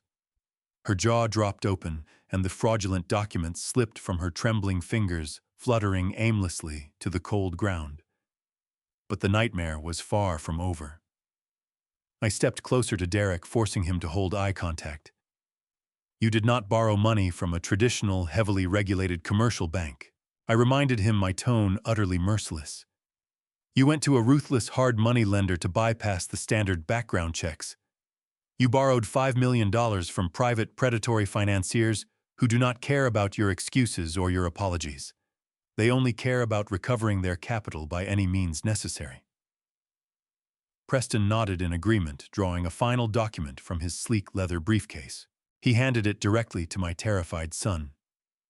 "Since the collateral you provided is legally void due to your extensive federal fraud, the lender has already triggered the acceleration clause in your loan agreement," Preston explained clearly. "They are aggressively demanding the immediate repayment of the entire $5 million principal, plus astronomical penalties and legal fees. And because you signed those loan documents personally, they are coming directly after your actual verified assets to satisfy the massive debt." Derek stared blankly at the acceleration notice in his shaking hands. The words blurred together through his tears. "As of this morning, the predatory lender has officially initiated aggressive seizure protocols against everything you actually own," Preston continued ruthlessly. "They are currently foreclosing on your expensive home in Houston. They have sent repossession agents to collect the brand new custom-ordered Maserati you purchased in cash last week. They have legally frozen your personal bank accounts, and they are actively seizing your entire retirement portfolios. Everything you bought with their stolen money and everything you previously owned is now entirely gone. You are completely bankrupt, and you are millions of dollars in insurmountable debt. The crushing, suffocating weight of absolute financial ruin finally broke my son. The arrogant facade shattered into a million irreparable pieces. Derek let out a loud, agonizing wail of pure despair. His legs gave out completely, and he fell heavily to his knees in the cold Montana dirt. The expensive fabric of his designer pants tore against the sharp gravel, but he did not care. He dropped the legal notice and buried his face in his trembling hands, sobbing uncontrollably like a frightened, helpless child. "Dad, please." Derek begged, his voice muffled by his tears and the dirt. He reached out with a shaking hand, grabbing my worn jeans. "Please save me. You must help me. I'm going to prison. I owe $5 million. I will do anything. Please fix this." I looked down at the weeping man kneeling at my feet. Beside him, Lacey snapped. The reality of what she was shackled to crashed over her all at once, a bankrupt felon drowning in debt. A scream of pure fury tore out of her. "I want a divorce!" she shrieked, retreating from her sobbing husband as if his very presence were contagious. "I am leaving you. I am done with you." The deputies moved in, restraining the screaming woman, as she hurled her handbag squarely at Derek's head. Their ruin rang out across that beautiful valley for anyone to hear. I did not comfort my son. I offered no forgiveness, no salvation. I simply reached up and straightened the brim of my weathered cowboy hat. They believed this devastation was the end of their nightmare. They were wrong. I had not yet delivered Nadine's final, ultimate punishment. I looked down at the pathetic spectacle of a man on his knees in the crushed gravel at my feet. Derek was still clutching the fabric of my weathered jeans, his tears falling into the dry Montana dirt as he reached desperately for a salvation he had done nothing to deserve. The sound of his frantic sobbing bounced off the heavy wooden beams of the cabin porch, woven together with the distant shrieking of his new wife as the county deputies kept holding her back. The mountain air cut sharp and cold, a perfect mirror of the deep, settled chill inside my chest. Gently, but without any hesitation, I pulled my leg back and forced his trembling hands to lose their grip on my clothing. He pitched forward his forehead, nearly grazing the toes of my heavy work boots, defeated in every way a man can be defeated. It was a wretched thing to witness, watching my own flesh and blood buckle completely under the crushing weight of his own arrogance and greed. But my heart stayed resolute. I felt not a flicker of the paternal urge to reach down and haul him out of the enormous hole he had dug for himself with such enthusiasm. Instead, I turned my head slowly toward Preston Aldridge and gave my trusted attorney a quiet, nearly imperceptible nod. Preston read the silent command instantly. The moment had finally arrived to deliver the absolute last blow, the devastating reality that Nadine had carefully set in motion long before she left this world. Preston stepped forward again, his expensive leather shoes pressing methodically into the gravel. He unclasped the gleaming silver latches of his sleek briefcase one final time. The sharp click of those latches cut briefly through the din of Lacey's ongoing hysterical breakdown. Derek slowly lifted his tear-streaked face from the dirt, his red, swollen eyes tracking Preston's deliberate movements with a mixture of dread and hollow, lingering hope. He clung to the foolish belief that the attorney might be producing some kind of miraculous legal lifeline, a hidden loophole capable of erasing the $5 million debt and staving off a federal prison sentence. But Preston Aldridge was nobody's savior for the wicked.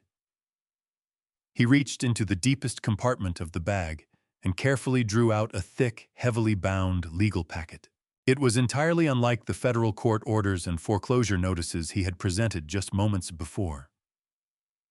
This document sat inside a heavy cream-colored folder sealed with a dark red wax stamp bearing the official insignia of the highest estate court in the city of Houston. It was pristine, untouched, and carrying a weight that went far beyond paper. Preston held it with a quiet, unmistakable reverence, as though the folder itself commanded respect, simply by existing. He moved to stand directly beside me and extended the heavy packet so Derek could see the thick, elegant cursive lettering on the front cover. Derek dragged his dirty, wet hands across his torn designer jeans and squinted through his tears. He read the words aloud, his voice fracturing into a high, broken whimper. The last will and testament of Nadine Claire Calloway. The sound of his mother's full name striking the freezing mountain air sent a violent shudder ripping visibly through his entire trembling frame. I looked down at him, and for the first time I allowed a sliver of the grief I truly carried for him to surface in my eyes. Your mother was a remarkably brilliant and deeply perceptive woman, Derek, I said, keeping my voice low, steady, and impossible to talk over. She saw every single thing you tried to conceal behind your expensive tailored suits and your flashy imported cars. She watched you slowly turn your back on the honest values we spent decades trying to build in you. She knew long before her illness took her from us that you were deeply weak. She knew you were consumed by a toxic, insatiable greed that would eventually blind you to everything that actually mattered in this world. Derek let out another agonized sob and buried his face back in his filthy hands. I kept speaking, refusing to give him even a moment's reprieve. But in spite of every profound flaw, in spite of the darkness she watched spreading inside your heart, she loved you more than life itself. She was your mother, and a mother's love is the most powerful, irrational force on this earth. She genuinely wanted you to have a safe and beautiful future. She desperately wanted to make certain you would never have to struggle for financial security, even after she was gone from this world for good. She wanted to hand you the magnificent world you were so frantically chasing, but on her own terms in a way that would shield you from your own worst impulses. So she made a very specific, deeply secretive, and profoundly powerful plan. I paused deliberately, letting the full emotional weight of those words press down into his shattered, panicked mind. I drew a slow breath of freezing mountain air before delivering the revelation that would follow him for the rest of his miserable life. Nadine did not simply leave you a few sentimental keepsakes or a modest savings account, I said, articulating every syllable with razor precision. 2 years before she passed working directly with Preston, your mother quietly liquidated several of her highly profitable private investments. She assembled a massive sum of clean, perfectly legal, and entirely untraceable liquid cash. She then locked every dollar of it away inside a heavily fortified, strictly private blind trust. She structured that financial vehicle deliberately to remain invisible to any public record, so that no greedy spouse or predatory lender could ever catch wind of its existence. I watched Derek slowly lift his head, his tear-filled eyes widening as a sudden, painful understanding began to dawn. The staggering truth was finally breaking through that thick, arrogant skull. The total verified value of that hidden trust was exactly $10 million. I said, evenly watching the color drain from his pale, dirt-smeared face all over again. 10 million in clean, unencumbered cash, Derek. Every cent of it was meant to be yours, free and clear. A completely legitimate fortune, no forged signatures, no corrupt notaries, no predatory high-interest loans required. Your mother designed the trust to transfer full, unchecked ownership of the entire $10 million balance directly into your personal accounts on the morning of your 35th birthday. She wanted you to have the freedom to build the lavish life you craved without ever having to compromise your soul to get there. You were already a millionaire, Derek. You simply had to wait 3 more short years for it to land safely in your hands. Derek stared up at me with eyes so wide they looked ready to shatter. His mouth fell open and closed without a sound, searching for words that simply didn't exist. He was trying to absorb the scale of the fortune he had just discovered. $10 million clean legal and waiting for him. But before he could even begin to form a plea for that money, Preston stepped forward and opened the pristine, cream-colored folder in his hands. The attorney looked down at the broken man kneeling in the dirt, his expression entirely without sympathy. Nadine was not merely generous, Preston said, his crisp voice slicing through the freezing mountain air. She was also profoundly realistic about the darkness she saw taking root in your character. She understood that placing a massive fortune in your hands without conditions could either be your ultimate salvation or your complete destruction. So she explicitly instructed me to build a highly specific, unbreakable legal failsafe into the very foundation of the blind trust. Preston adjusted his silver-framed glasses and dropped his gaze to the heavy parchment. She called it the character clause, he said calmly. A rigorous set of behavioral conditions you were required to uphold in order to inherit the funds. Nadine was determined that the wealth she spent her entire life building would never be used to reward cruelty, abuse, or unchecked greed. She demanded that her son prove himself worthy of that legacy before he was permitted to touch a single cent. Preston cleared his throat and began reading directly from the last will and testament. The legal language was sharp, precise, and completely unforgiving. The clause explicitly states that if Derek Calloway is ever found guilty of committing any act of elder abuse against his father, Gerald Calloway, the trust is immediately voided. Preston read aloud. Furthermore, if Derek attempts to forcibly evict his father from his primary residence, or if he attempts to unlawfully manipulate, mortgage, or sell the Montana estate prior to his father's natural passing, the entire $10 million balance of the trust is to be instantly and permanently redirected. Preston lowered the document and looked Derek directly in the eyes. Nadine designated a very specific, heavily underfunded children's hospital in downtown Houston as the alternate beneficiary. And because you explicitly conspired to evict your father, forged a durable power of attorney, and fraudulently mortgaged this exact property, you have unequivocally triggered every single violation listed in this clause. As of 8 Northern this morning, when the predatory lender finalized the fraudulent wire transfer based on your forged signatures, the automated legal triggers within the trust were permanently activated. The entire $10 million was immediately routed to the hospital. The transfer is completely irrevocable. The money is entirely gone, Derek. It is already saving the lives of sick children, and you will never see a single penny of it. The sheer, staggering weight of his own stupidity finally collapsed onto Derek, like a wall of falling brick. He had been so consumed by the need to fund his wife's lavish delusions that he had blinded himself entirely to the love and security his mother had quietly built around him.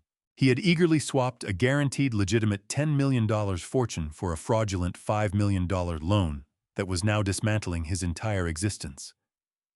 By surrendering to the toxic influence of his greedy wife, by choosing to treat his grieving father as something disposable, he had literally set fire to his own inheritance. He had burned his magnificent castle to the ground just to steal a handful of miserable scraps from the smoldering ruins. Derek let out a visceral, agonizing scream that tore loose from the very bottom of his soul. It was not grief. It was the horrific sound of a man mourning his own catastrophic failure. He clawed violently at his own hair, rocking back and forth in the sharp gravel, completely overwhelmed by the wreckage his choices had produced. He was heading to a federal prison. He was buried under millions of dollars in debt he could never climb out from under. He had lost his home, his cars, his career, and his father. Every bit of it self-inflicted. He was the sole architect of his own total ruin. Every lie he had told had laid another stone on the road leading straight to this moment. While Derek was drowning in a catastrophe entirely of his own making, Lacey was enduring a revelation of her own. She had been standing near the luxury SUV in silence, her mind frantically running the numbers on the devastating financial and legal blows Preston had just delivered. The arrogant smirk she habitually wore had been wiped completely from her face, replaced by a mask of raw, undisguised horror. She slowly looked down at her sobbing husband and understood with absolute clarity that the wealthy, successful man she believed she had so easily manipulated into bankrolling her extravagant lifestyle was now nothing more than a bankrupt felon. She was officially bound to a man with zero inheritance, zero assets, and a massive federal target fixed squarely on his back. She had cut herself off from her own family to marry him, And now she was staring directly into a future of crushing poverty and serious criminal exposure for her active role in the forgery. That realization shattered whatever thin thread of composure she had left. Lacey unleashed a deafening, hysterical shriek. She lurched forward, her expensive heels tearing up the dirt as she launched herself straight at Derek. She came down on him like something feral, her manicured hands curling into vicious claws. "You absolute worthless idiot!" she screamed, swinging her fists wildly at his head and shoulders. "You ruined everything. You lost $10 million. I hate you. I want a divorce right now. I am leaving you." Derek made no attempt to protect himself. He stayed curled in a pitiful ball, absorbing every blow as though he believed each one was deserved. The three armed county deputies moved immediately. They rushed forward, boots hammering the driveway, and seized Lacey by the arms. She thrashed and kicked, hurling curses at my son as the officers physically hauled her away from him. They dragged her back toward the line of waiting patrol cruisers, her long, luxurious wool-lined coat trailing through the mud. I stood on the porch, hands resting quietly at my sides, watching the chaotic and violent collapse of their marriage play out directly before me. I felt no pleasure in their suffering, but I felt no remorse either for letting the truth obliterate the illusions they had built. The poisoned, greedy empire they had tried to erect on my back had been ground down to cinders. They had believed I was weak. They assumed my silence meant I had surrendered entirely. What it actually meant was the quiet patience of a man who trusted justice to run its course. The freezing mountain wind swept across the wide, empty pastures and carried the last remnants of their shattered dreams away with it. 3 months passed after that explosive morning on the gravel driveway of the Montana ranch. The sharp autumn air gradually surrendered to a deep, freezing winter, burying the sprawling pastures beneath a thick, pristine blanket of white. The violent chaos Derek and Lacey had stirred up with their arrogant arrival had long since settled into the frozen ground. Back in Houston, however, the catastrophic consequences of their greed were still actively tearing apart every corner of their miserable lives. The heavily publicized divorce between my son and his wife was an extraordinarily bitter spectacle playing out across ruthless courtrooms and the unforgiving court of public opinion. Lacey, who had once prided herself on projecting an image of untouchable luxury, was now sinking in a nightmare entirely of her own making. When the dust finally settled, she found herself abandoned by the affluent social circle she had spent years clawing her way into. Her so-called friends evaporated the instant federal investigators appeared at the door of their Houston home carrying a comprehensive search warrant. The authorities had no interest in her expensive wardrobe or her carefully curated social media presence. They were focused entirely on the irrefutable high-definition video evidence showing her actively conspiring to alter a legal medical proxy. Lacey was formally indicted on multiple serious federal counts: wire fraud, aggravated identity theft, and conspiracy to commit real estate fraud. She was out on heavily restricted bail, wearing a bulky ankle monitor that tracked her every movement. Her days were spent in a small rented room in tears, trying desperately to negotiate a plea deal that might keep her out of a federal penitentiary, though her defense attorneys quietly acknowledged that significant prison time was all but certain. Derek fared no better in the wreckage that followed his betrayal. The hard money lender they had defrauded moved with the cold, mechanical efficiency of a predator that had been waiting patiently. Because the collateral underpinning the $5 million loan was completely voided by the federal conservation easement, the private lender immediately triggered the acceleration clause. Derek was forced into total, absolute bankruptcy. The River Oaks home, the very house I had foolishly helped them buy with a large down payment just a few years earlier, was aggressively foreclosed upon and seized without delay. Repo agents showed up in the dead of night and dragged away the brand-new custom-ordered Maserati Lacey had purchased completely in cash. They took Derek's expensive designer watches, froze his retirement accounts, and emptied every checking and savings account bearing his name. The lavish life he had brutally betrayed his own father to secure dissolved into nothing, leaving behind only an insurmountable mountain of debt. He was stripped of his corporate title without ceremony. The prominent consulting firm where he had worked terminated his employment the moment the federal fraud allegations became public. No serious company in the financial sector would consider bringing on a man openly implicated in a money laundering and real estate fraud conspiracy. The proud, arrogant businessman who had once stood in my living room and coldly threatened to have me locked away in some miserable state-run nursing home was now inhabiting exactly the kind of life he had always looked down on. Derek was forced to move into a cramped studio apartment in a dangerous, badly neglected neighborhood on the far outskirts of the city. The walls were paper-thin, the heat barely functioned, and the relentless wail of police sirens served as the nightly soundtrack to his misery. Just to survive, to put cheap processed food on a small, wobbly table, my son had to swallow whatever was left of his pride. He took work as a minimum-wage data entry clerk at a massive windowless distribution warehouse. 10 grueling hours a day, he sat in a gray, sterile cubicle, staring at a flickering monitor, mindlessly punching endless rows of shipping numbers into a soulless database. His days were long, deeply humiliating, and utterly empty of the glorious, wealthy future he had tried so desperately to steal. Every time he looked at his meager, heavily garnished paycheck, he was forced to confront the $10 million inheritance he had personally set on fire. The suffocating regret wrapped around his throat like a chain he could never remove, punishing him for his choices every single day of his ruined life. While Derek was busy drowning under the crushing weight of his own catastrophic consequences, I finally found the deep, undisturbed peace I had been searching for since Nadine left this world. I returned to the majestic Montana ranch, the sacred place my beautiful wife had so wisely entrusted to my care alone. The bitter cold of the mountain winter did not trouble me. If anything, the freezing air and the thick, silent snow felt cleansing, as though the rugged land itself was quietly washing away the dark stain my son's betrayal had left behind. I settled into the heavy, hand-hewn cedar rocking chair on the sweeping front porch of the rustic Maine cabin, a thick wool blanket wrapped around my shoulders.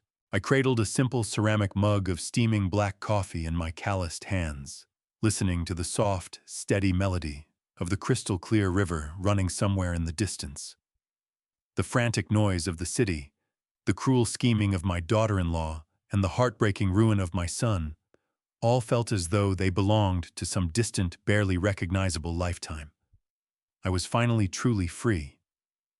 But I did not simply sit on that porch and let wealth gather dust in a hidden account.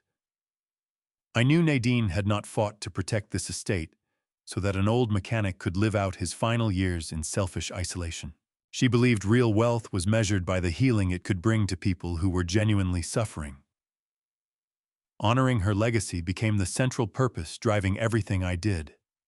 Drawing on a substantial portion of the clean, perfectly legal funds held safely in my own private accounts, I set about transforming that sprawling property into something meaningful. I did not build the gaudy, overpriced luxury resort Lacey had so arrogantly sketched out. Instead, I quietly established a small, thoughtful equine therapy center dedicated entirely to serving severely disabled military veterans. I brought in experienced and compassionate trainers and acquired several gentle, perceptive rescue horses. We opened the heavy wooden gates of the ranch to men and women carrying deep, invisible wounds, offering them a safe, sacred space to slowly rebuild their broken spirits through the remarkable healing bond of horsemanship. I smiled into the falling snow, feeling a quiet, absolute certainty that my beloved Nadine would have been profoundly proud of what we had built together. Her precious memory would now live on through something genuinely worthy of her. The winter sun finally dropped behind the jagged mountain peaks, pulling long, dark shadows across the snowy pastures. The biting wind began to build, sighing softly through the dense pine trees. I took one last look at the pristine valley, feeling the deep cold finally push through my blanket. I pressed myself up from the rocking chair, my boots landing softly against the porch planks. I turned and walked inside, pulling the heavy oak door shut firmly against the freezing night. The sudden quiet of the interior wrapped around me like something warm. The cabin carried the smell of aged cedar and sweet pine smoke, drifting from the massive stone hearth. I crossed to the kitchen, a simple room thick with memories, and poured myself a fresh mug of dark coffee.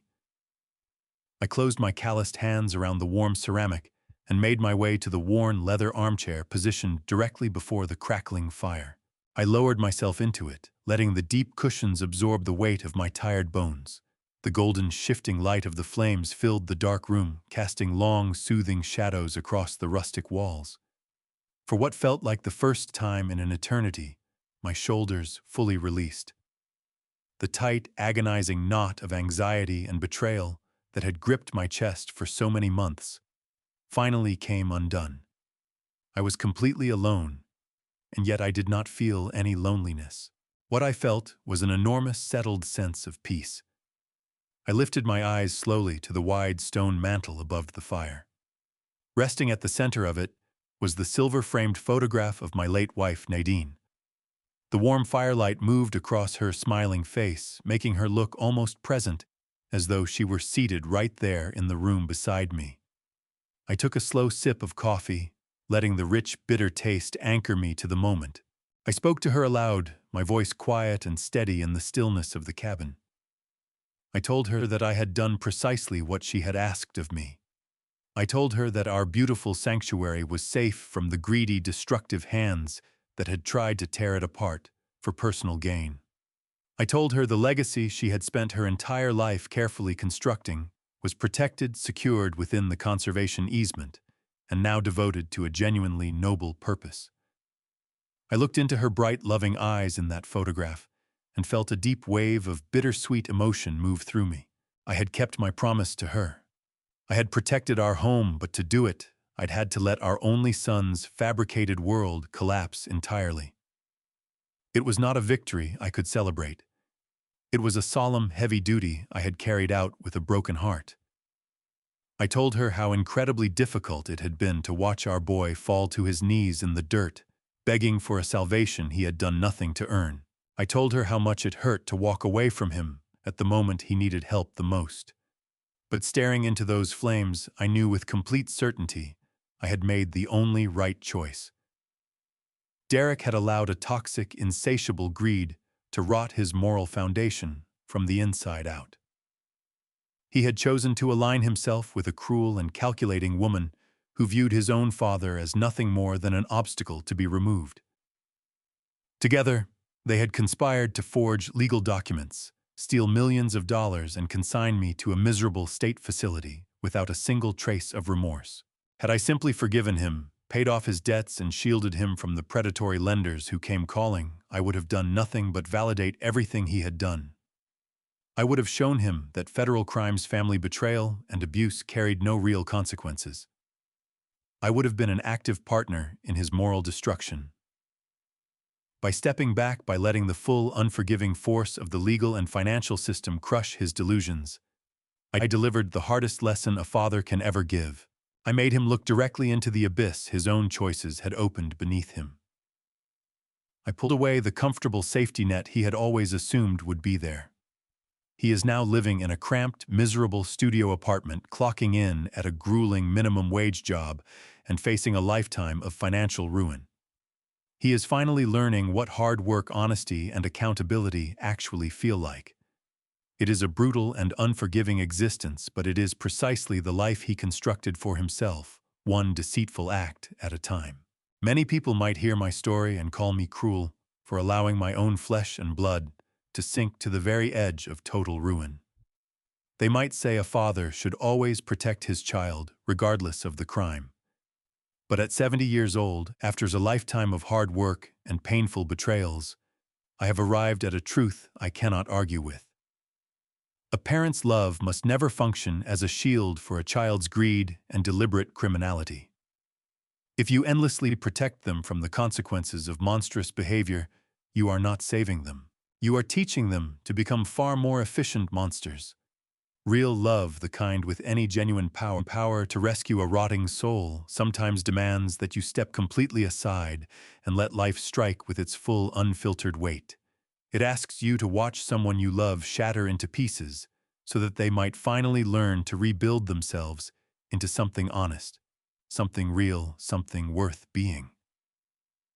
That is, without question, the most painful lesson a parent can ever be called upon to deliver. But it is also the only lesson that truly endures. The pain I brought down on my son was immense, but it was a necessary surgical pain aimed at cutting out the toxic infection that was quietly destroying whatever humanity he still had left. I drew one final deep breath and finished the last warm drop of my coffee. I settled back into the worn leather armchair and let my tired eyes fall closed as the heat from the crackling fireplace moved slowly across my face. I have my peace at last, and my beautiful wife finally has her justice. I used to ride upon your shoulders, certain you could touch the very sky. Every road felt far less frightening when I saw the world looking through your eyes. You were stronger than the mountains, standing taller than the northern pines. And when the winter winds came howling, you would place yourself between them and me. Time kept moving like the river. The years slipped quietly out to sea, but no matter how far life carried me, you were always a part of me. I am my father's daughter in every step I take, in every moment I choose to stand, when it would be so much easier to break. I carry your courage deep in my heart, your fire burning inside my soul, and though the years keep rolling forward, your love is what still leads me home. You taught me that real strength is not found in power, but in choosing kindness when kindness is hard. You showed me how to keep moving forward when the road turns cold and dark. Every lesson, every story, every laugh shared around the flame lives inside me now, like a quiet echo calling softly through my name. And when I face my greatest battles, when I feel I cannot go on, I hear your voice right there beside me whispering, "Child, you are stronger than you know." I am my father's daughter in every step I take, in every time I choose to stand when breaking would be easier. I carry your courage in my heart, your fire alive inside my soul, and though the years keep moving on, your love still guides me home. One day the snow will cover all the footprints we have left behind. One day the fire will burn itself low. But the things a father gives his daughter are the things that never truly go. Not the gold, not the grand stories, not the battles that he won, but the quiet and steady way he loved her and the woman she becomes because of it. I am my father's daughter, and I always will remain so. Through every triumph and every loss, through every joy and every ache of pain. The world may shift and change around me, the stars above may one day fade, but I will carry with me always my Father's endless love. And when they ask me who I am, I will smile and answer softly, I am my Father's daughter. I am my Father's daughter. If you have stayed with me this far, I am grateful. This was not an easy story to carry, and it was not an easy one to tell.